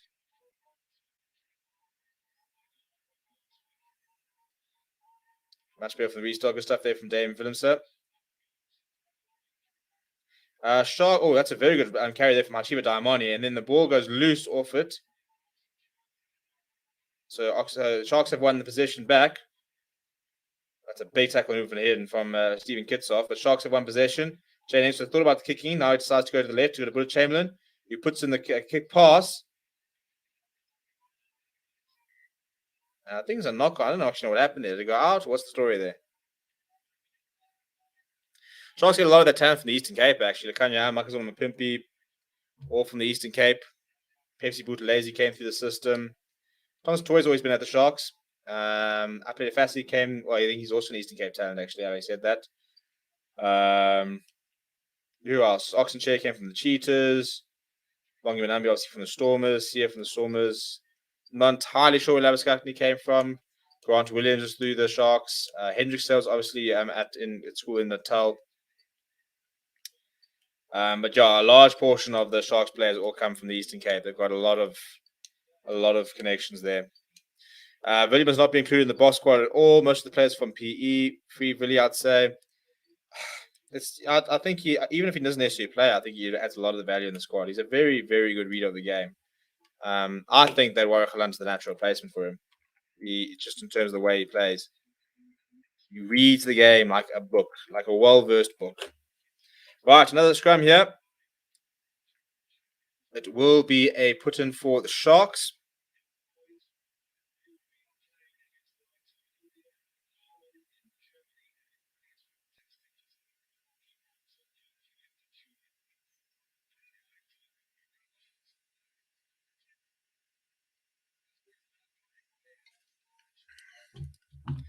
Right, here we go. First scrum with Brock Harris was much better. Now let's see that scrum dominance is fading slightly. It's starting to come through now from Oxenchair, but he's going to have a reset.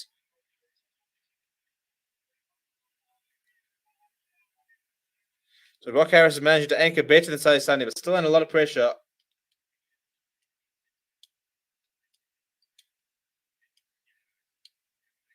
Yeah, so Lajano Lavaskaki is going to have to go out for an HIA.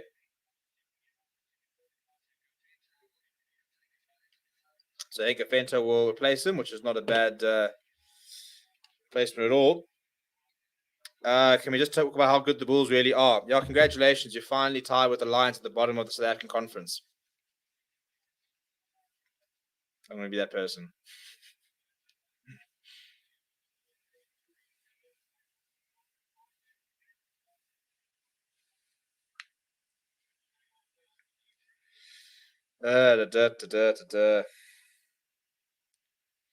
Look, to be fair to Villaroo, we did play quite a big part in some of the tries that we scored last year. Penalty for the Stormers at scrum time. The first penalty of the day for them at scrum time. Brock Harris has got a big smile on his face. And that's hopefully a bit of a turning point for the Stormers if they are to get back into this game. Oxenchair has finally been, well, not finally, but he's been penalised for the first time. He's had, I mean, it's been one-way traffic, hasn't it? The entire day he's been all over that Stormers scrum, and now he's been penalised.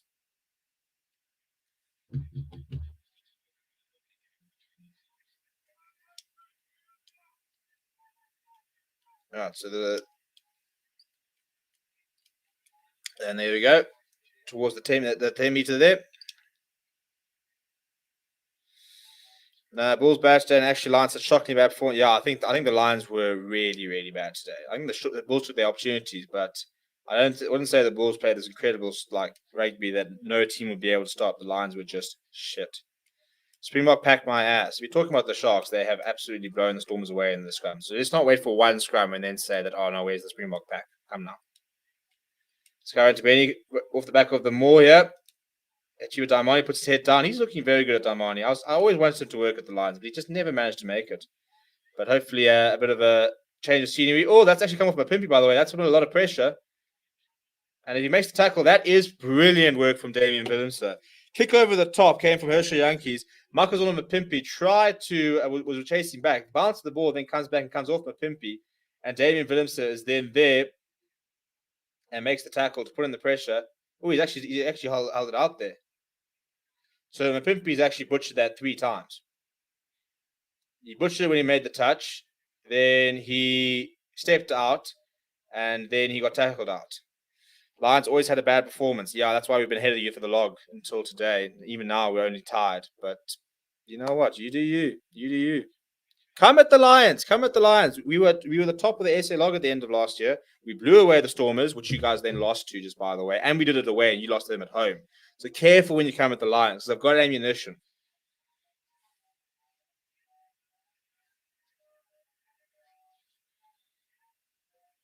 Right, so there's a Stormers scrum on the 5 meter line. Now, if this were to become a try, it would actually open the game up a little bit. I mean, if a 7-pointer makes it 19 points to 15, and momentum is a funny thing. You start getting momentum, the momentum sways to one side and stuff like that. Hey, anything can happen. Anything can happen. The issue, of the Storm is that they don't even have a full flipping bench.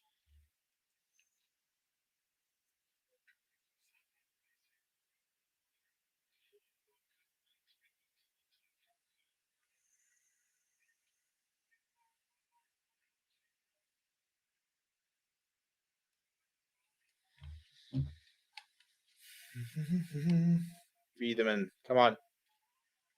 All right, see what they can do. Big contest going on the far side there. David Willemsek at first receiver. Big tackle on him from Ben Tapawai. Big counter back coming in from Sia Khaleesi. From the side, though, so penalty advantage. RJ Smith makes a few meters as they work their way towards the poles. No, they go towards the blind side. Oh, Monty Leibach saw the space, but he couldn't get by. But they'll go back for the penalty. Now, surely you'll go for the line and go for the put-in.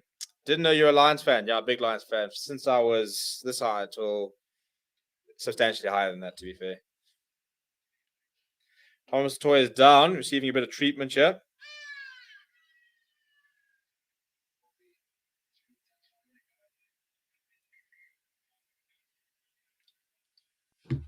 Time is off. 20 minutes to go. Can the Stormers find a try here and get themselves back into this game? And they literally would be, hey? Literally one try, and all of a sudden they could be within 5 points.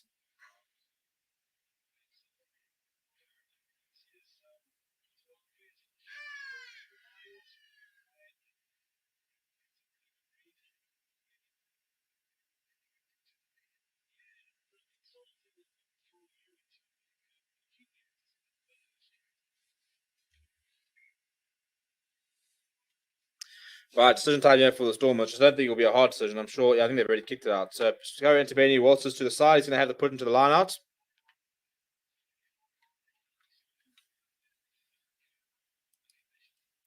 Right, Marvin Ory. This is going to Marvin Ory. If there's one clutch person in the Stormers you want this going to right now, it is Marvin Ory. He is the line specialist. It is what he does.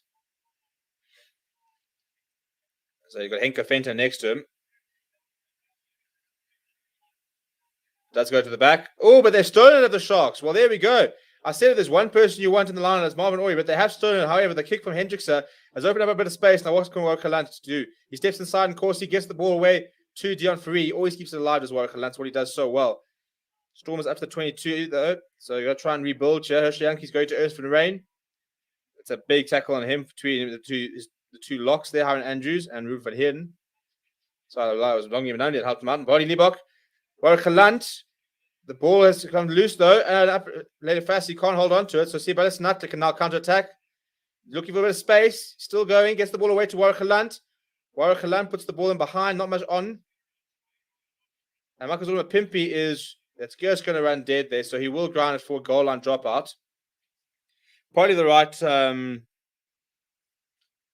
option there for Warwick Lunt. There wasn't much on. So he was trying to find that the corner there and play a bit of a territory game, but the ball just ran a bit deep, but it will be a goal line dropout.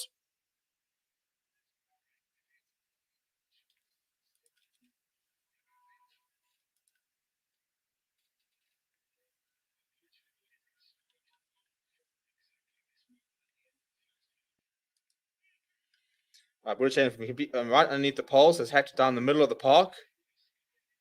Bit of a scuffed kick there. Warwick Lunt puts an up and under very high in the air. It falls back to the Stormers side. Once again to Gelant. Oh, so it's offside what they reckon there. Oh, it's like a bit of a rough call.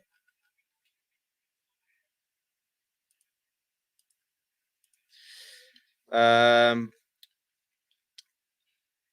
chance Storms will win, says Aiden. Is my cock back on? It's not back on, No, it is back on.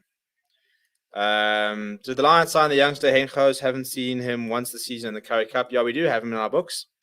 As far as I understand. Unless he's left us, but he did sign with us 2 years ago.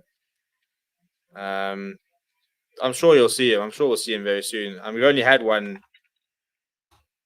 Currie Cup matches. Yeah, so He came with Jordan Hendrickson.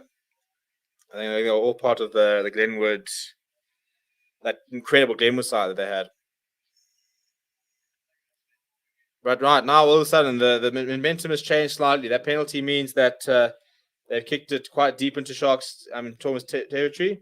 Deon Ferrier is replaced by Nama Klaba for the last 17 or so minutes.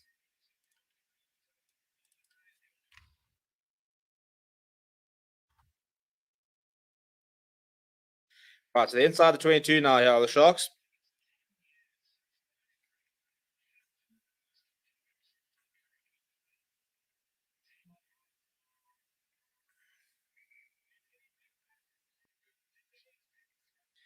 And here come the Sharks reinforcements as well, from the looks of it. They go to Howard Ange at the front of the line out. I think if they score a try here, I think we're going to see a couple of replacements here. Pimpy picks up and goes off the back of the maul. Runs to a lot of traffic though. Jaden Henson giving it to Henko Fenter, his first carry of the day. Runs it to Scar into Benny Namaklaba. Namaklaba will be floating around looking for that turnover. He's very good on the ball.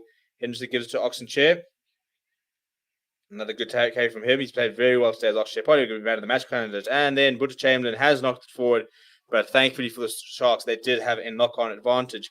To be honest, I think Butcher Chamberlain's had substantially better games. I think he had that drop goal, which is very good. But I think that in open play, he's been pretty average today. He's missed 3 kicks as well. So not his best day. Same, I think, as Martin Liebach. I don't think he's been quite accurate enough.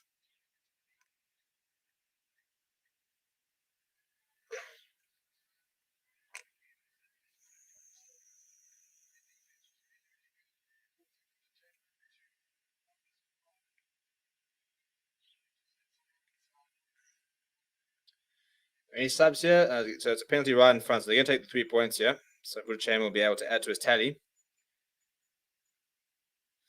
You're going to do Six Nations, Steve? Yeah, we will be doing Six Nations. So what we're going to try and do, because I think next weekend is, I will probably do URC, and we'll probably get somebody else to do Six Nations at the same, because the matches overlap. They're often at the same time. So, and then I'll probably do the Sunday game. So we'll have to try and probably do it a bit like that. So we could have 2 concurrent streams going. But yeah, Bongi Manambi, Kuta Mkuna is on for Thomas Dutoy. It looks like both of them, Kuna's on, Nsuka as well. And Kieran Fearon's also on for Bongi Manambi. So it's a brand new front row for the Sharks. Will they be able to continue the dominance, or can the Stormers potentially try and find an avenue in there? But yeah, so 22 points to 8 there after that penalty from Butcher Chamberlain. Play with Hengen Primary School in Richards Bay. Talent. Oh, yeah, well, I hope so. And I need talent in the lines. We've actually got talent. We know we've got talent. We just need to put this talent together. Anyway, restart from the Sharks. They went short to the Stormers, so Jaden Henderson will put the boot pretty far, but it's quite far though. Watchalong wants to keep this alive though. And he burst through as Watchalong managed to find space up to the 10-meter line. Now Yankees has a big opening there, trying to find some support. Up pretty fast, he managed to make the tackle, but a good snipe there from Yankees. Especially Buthelezi, who broke earlier, created that space. Kalan going over the top now, playing the territory game. Michael Zulma Pimpy giving inside to Butcher Chamberlain.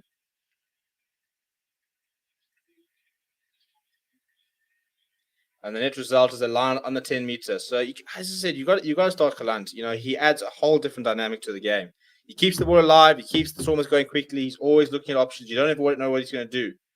And now Andre Hugo Fent will have an opportunity to put his first ball into the line out.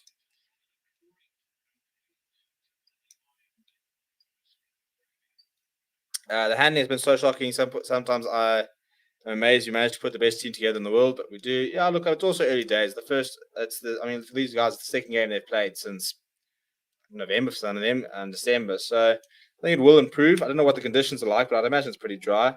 That looked a bit skew from the lineup, but no call there. So the Stormers are got a rolling maul going. And Hugo Fenter just controlling things at the back, son of Andre Fenter. Lots of expectations on his shoulders.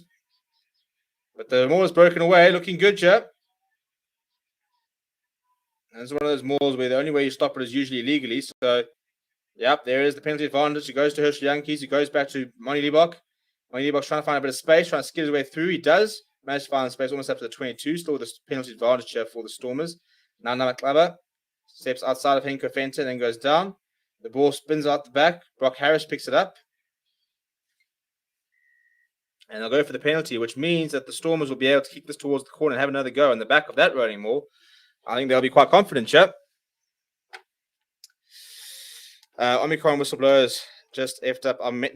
That's a genuine thing, you know. And as a Lions fan, I must admit, I was quite upset because we had that sensational game against the Stormers where we blew them off the park, and then we didn't get to play rugby for another 8 weeks, and all of a sudden we're looking nowhere. So yeah, it was quite frustrating because we had 2 games which I think were winnable.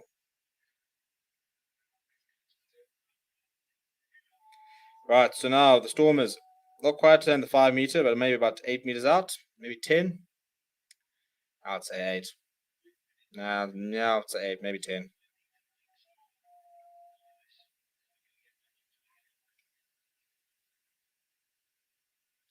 Right, first things first, find your line jumper, young man. Which he does. Marvin Ori goes up. Now here comes the rolling maul. Can they get it going? It was very impressive last time. Henko Fenter, I think, has lost his bound and rejoined this. I'm not sure he should be allowed to play that. Yeah, penalty advantage here, but they're still going. In fact, they're going on a run here. I don't think they're stopping this. It does push him back, but there's a penalty advantage. Penalty try. Well, that makes things interesting. Well, 22 points to 15, and I think it's deserved, actually. I think that they did illegally stop that after they had the run. Oh, it's a big fight now as well.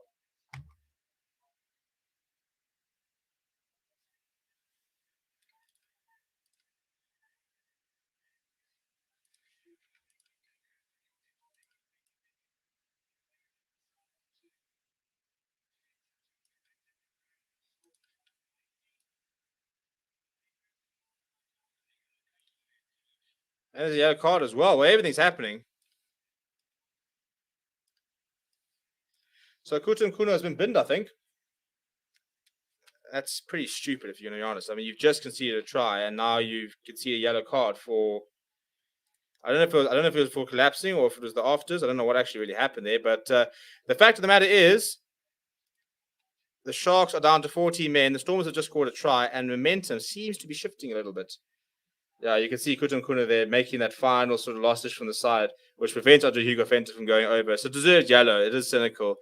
The deserved penalty try as well. So 7 points is the game. 11 minutes is the time. 14 versus 15 is the equation. That's a messy line-out win. Restart. Thankfully for the Stormers, there was a knock-on from them. But now Damien Phillips is getting himself on the outside there. And he's still going as Damien Phillips. That's a fantastic run over there. Paul DeVet's on and Brock Harris looking for the inside ball there. Paul DeVet, bit of a messy. Moilima going far out wide. They're trying to find Warwick Halant. He does find Warwick Halant. He sees a bit of space. Manages to get the offload like he always does. Dan did we see to Sinatla. Sinatla cracks on the afterburners. Runs into Buddha Chamberlain. This is really good work here from the Stormers. Paul DeVet now goes to the boot. There's nobody back for the Sharks, and he puts it into touch. That is so shit. I swear, if I was a Stormers player, I think I might have smacked Paul DeVet right there and then. After that incredible run, to go from your 22 up to the 10 meter with all the momentum, and your scrum thing goes and kicks the ball straight out. Yeah, that is criminal.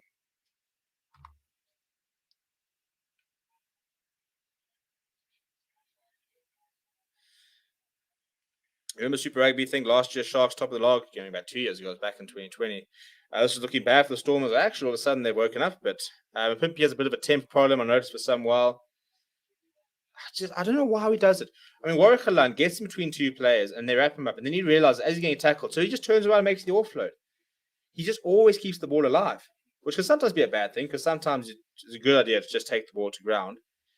But it's just such an exciting player to watch.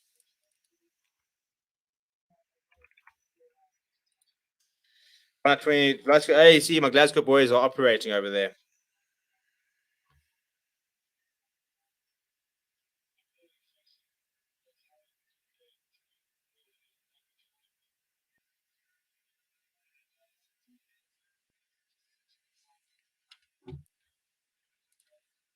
So, I mean, the game which we thought was almost the Sharks in the bag has all of a sudden become quite interesting in the last couple of minutes. Aiden says, I hope the Sharks hold on. Well, credit to the Stormers side because they don't die wondering, but you've got to ask the question. I know that we see a bomb squad type thing at the box, and Warwick Halant has been so good off the bench, but the way he just keeps the game alive, you've got to start him. You need that 80-minute impact. There is a penalty though for the Sharks off the back of the Morse that'll help. Jane Henderson and Karen from Fury combining there, but Andre Hugo Venter dumping his fellow hooker on the ground. There was a penalty, though, from the Morse, so it's exactly what the Sharks need, an opportunity for them to try and get into the Stormers' territory and slow things down. They are down to 14 men, so now we want to try and give as much time as possible.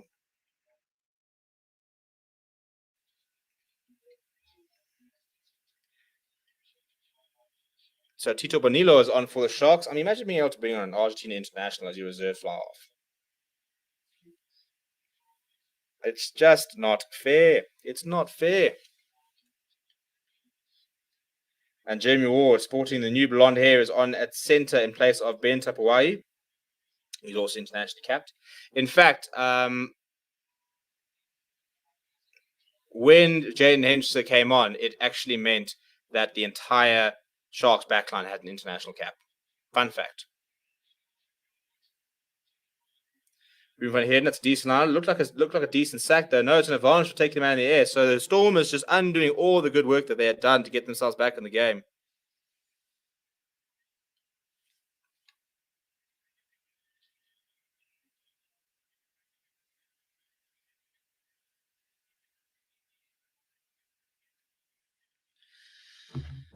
Seems the Stormers wake up a little late now. Hopefully, the Super Sport crew will remain at the post to the end of the game.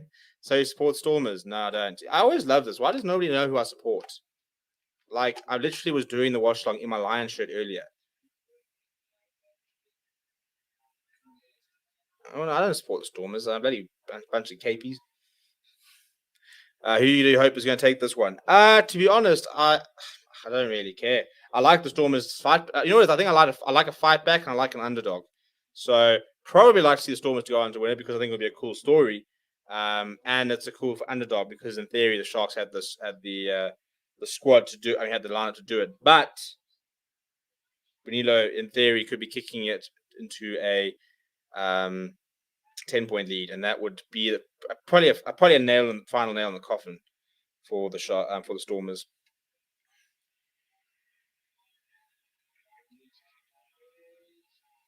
Oh, he's hit the post. He's hit the post, has Bonillo, so that's not going well at all. And Paul DeVette eventually managed to get down as well.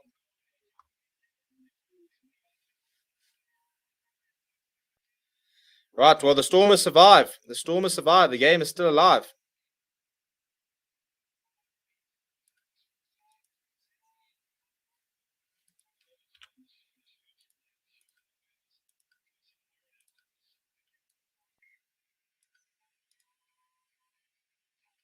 Right, Hugo now in place of Hiron Andrews. Monty Liebach pumps this downfield.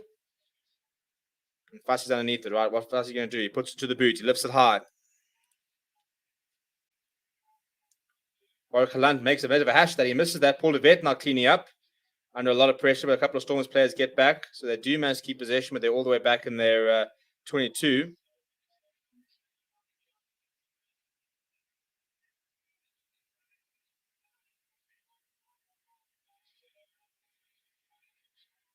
Turnover ball, but the Sharks have made a bit of a meal of it. Now, I think Ntuku has just locked that all on the ground there, if you ask me. I think he did knock it on, but the Sharks have got possession here.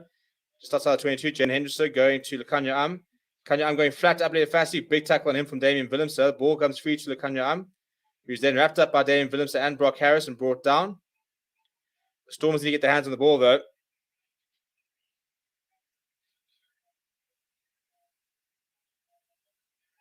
Jane Henderson now going to up in Fassi. Good hands here, Lekanya drawing in Maxon Pimpy. Big tackle coming in there from Warwick Halant.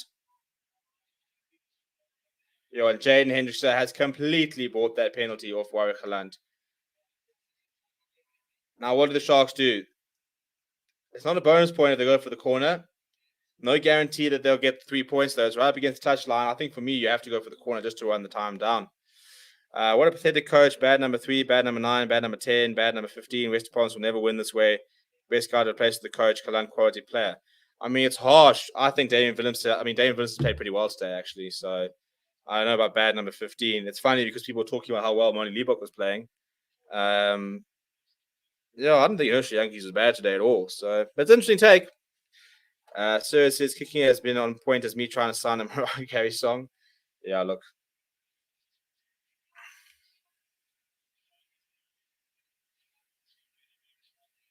Right, so the Sharks were to score here. That would be game, set, and match, you reckon? Big kind of shove there from the Stormers. It's a good maul defense. The ball's gone down. It's still there. Huge maul defense. This from the Stormers. And they have to try and use this. Bench just managed to use it. Bounces. He puts the kick in behind. Monty Liebach gives it away to Damien. Oh, my living. You see, but it's a nut. It's just run into the pole. So they pick the Sharks back to the halfway line, but Maxwell Mapimpi will take it quickly. He gives it back to Benilo. He puts it high for Mapimpi to chase. And Monty Liebach, I think, is going to be underneath this. No, it falls towards Namaklaba. And Benilo gets there, manages to get the ball on, but they've ripped it in the tackle. I think there'll be a knock-on advantage here for the Stormers. Yeah. Paul de Vet going out wide to Galant. Galant now hacks it upfield with that left boot of his. Fassi's going for the drop goal. And it's gone towards the right. It's gone towards the right from Fassi. I mean, I suppose why not? I think it almost would have been a better idea. Look, if he nails it, he's a match winner. But it's not a great attempt, to be honest. So it was on the halfway line, so he's going to have to strike it well. And he pulled it to the left. So it will be a restart here for the Stormers. Not Western Province technically. That's a good point. Western Province 15 is a very good player. Damian Williams has played well today. He scored a very nice try. I know it's not relevant, but what do you gents think about Leinster's performance thus far? It's insane, yeah. But look at that squad. It's just not fair. It's a cheat code of a squad. I think the Shark squad's good. That Leinster squad is basically an Irish squad. Oh, charge down from the kick from Jaden Hendrickson from Dandy Bassi. Maybe a line for the Sharks. This is all just gone a little bit haywire at the moment. The game has lost sort of any structure or fluidity. I don't think it really had much fluidity, to be fair. But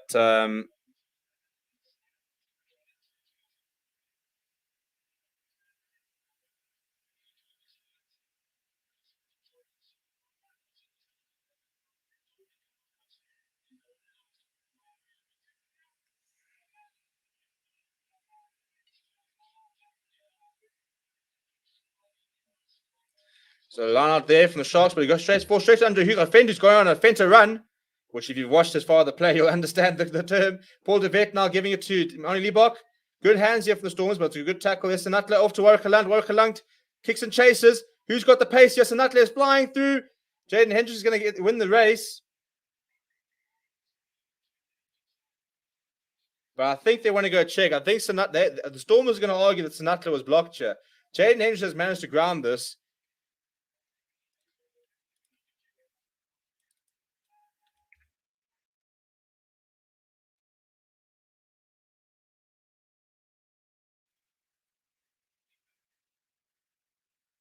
$14 black, which is Spoon Corsi. Has he blocked it as an outlet? Oh dear, I think he loses his footing. I don't know. This is going to be an interesting call here. Because if he changes lanes and it's obstruction here by Spoon Corsi on Sanatla, then all of a sudden it's going to be a penalty for the Stormers. Now, I mean, that angle doesn't look good. That angle looks like he's almost like dived towards Spoon Corsi. But I think if we look at the other angle, he loses his footing.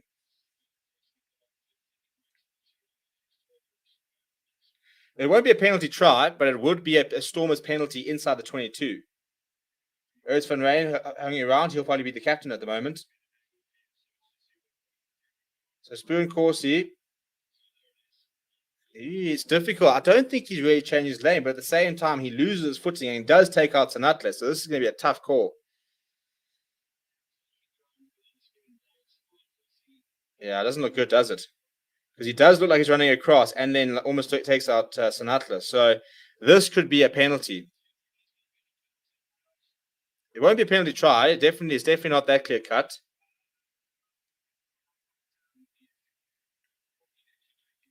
Yep, change his lane. It's going to be a penalty here. Oh, this could go down to the wire, you know.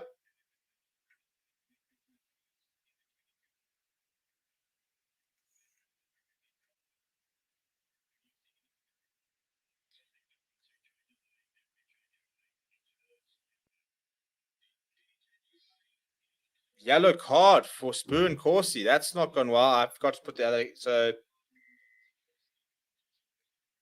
and they've got Kutin Kuno in the thing as well. So it's 2 yellow cards. So it's actually 15-13. Well, if the Stormers would ever have a chance of winning the game, penalty here, 2 men in the bin. This has to be it.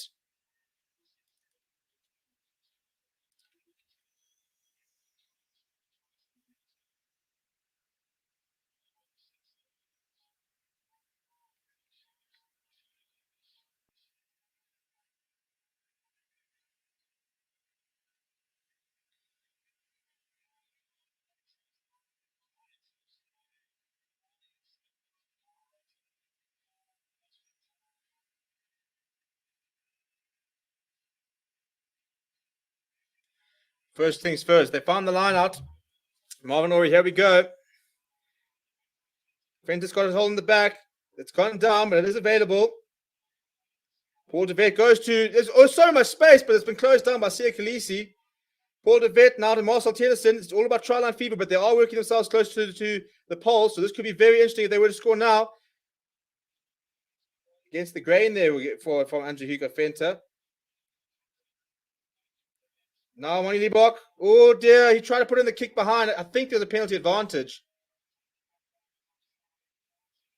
Penalty for the Stormers. This is getting close. I would hate to be a Stormers or a Sharks fan. I'm just enjoying this. I just get to sit here and enjoy this. You guys get to cuck yourselves.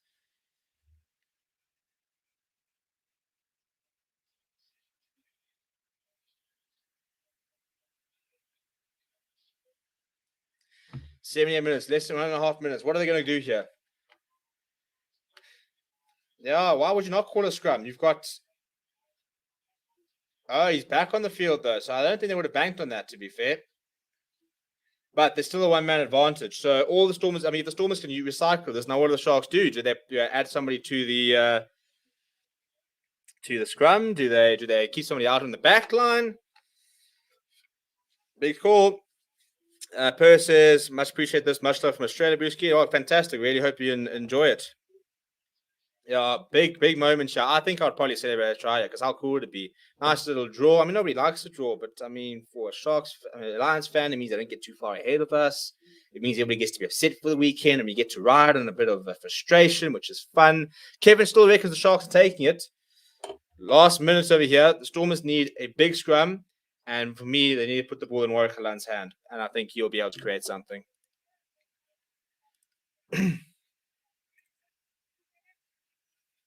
How the Sharks have butchered this it's actually almost impressive, So you've got Warwick Halan sitting on the left on the blind side. They have added somebody to the scrum here. I'm trying to think on the other side there. I think they do have somebody there.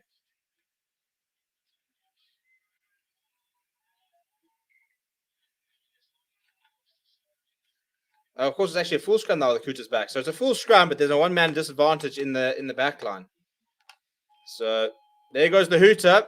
There goes the hooter. It all comes down to what's going on at the end.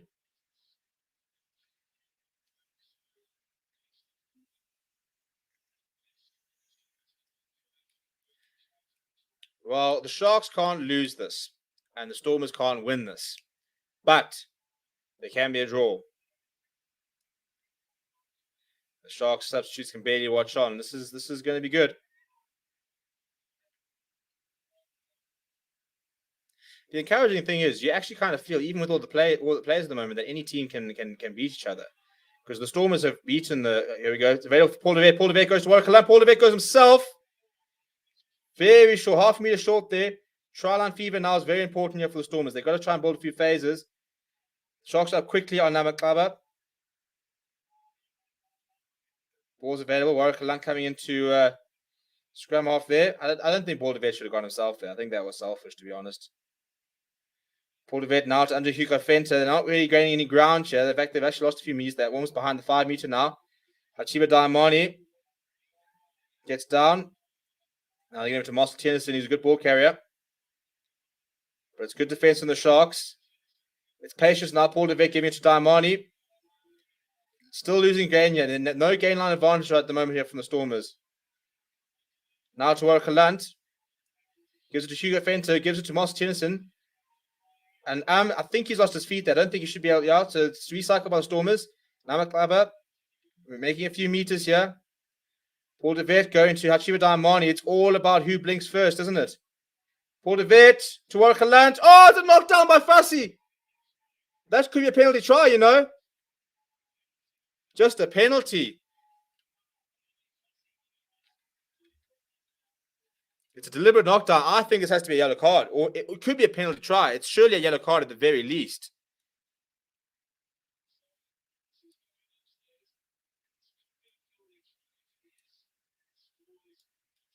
If this is a penalty try, it would be a draw. Apelele Fassi might have thrown this away for the Sharks. It was a awkward situation. He had to, this is a penalty try. Penalty try to draw. There are two men outside him. If he doesn't make that knockdown, because look, Warakalan draws the man and gets away from a Pimpy, and then if the ball goes to hand, there's literally no Sharks players in front of him. This has to be a penalty try. I think we've got a draw here, ladies and gentlemen. I think Apelele Fassi, that knockdown he had to make it. He had to do something, or else he was never going to be able to defend it. The problem, though, with Fassi, though, funny enough, is if he had let the ball go wide and came to the corner, they would have had a goal line, touch line conversion attempt. However, a penalty try means that the conversion is automatically given, so that wouldn't come into it.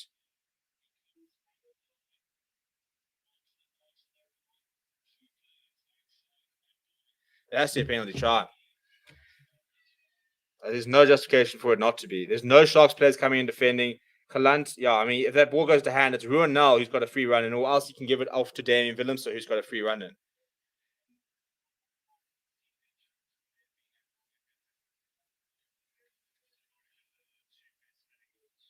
It has to be a penalty try. That's probably the easiest penalty try you can award. I'm going to make it. I think this is 22-22. I think this is a draw. Penalty try, yellow card for what it's worth. Apelele Fassi. It makes no difference. Final score down in Durban will be. Apelele Fassi, where are you going, Chief? It's the end of the game.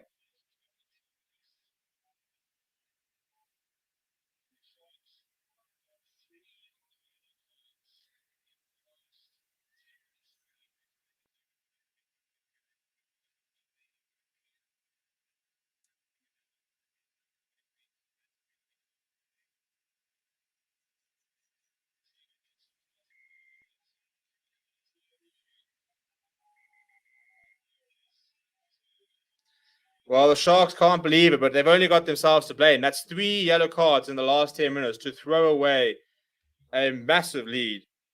Criminal from the Sharks. Criminal. A penalty try is how it ends, and they'll settle for a draw. 22 points apiece down in Durban. Well, what do we think? I mean, it had to be a penalty try, didn't it? There was no other way you could go about that. It wasn't even debatable. It had to be a penalty try. Right, well, there we go. A pretty scrappy, messy game. Not always the best quality of rugby, but it produced a very interesting result and it produced a very entertaining last 10 minutes, it must be said. But the Stormers will feel that they've gotten away with one. The Sharks will feel that they've definitely blown what should have been a pretty easy victory. Smiles all around. They reflect on what was a pretty hard-fought game. But I think as a Stormers fan, you are absolutely delighted to have beaten the Bulls and now come back again, by the way, and gotten a draw against the Sharks. And all I'm going to say is Warwick Land has been the big difference in that coming back. That 2 performances from off the bench, he has to be in that box squad. He is playing unbelievably good rugby. But yeah, thank you very much for watching. Please do smash a like on the video and subscribe to the channel as well. We will be live later for the Blitzbox game in about an hour. So we will see you guys then.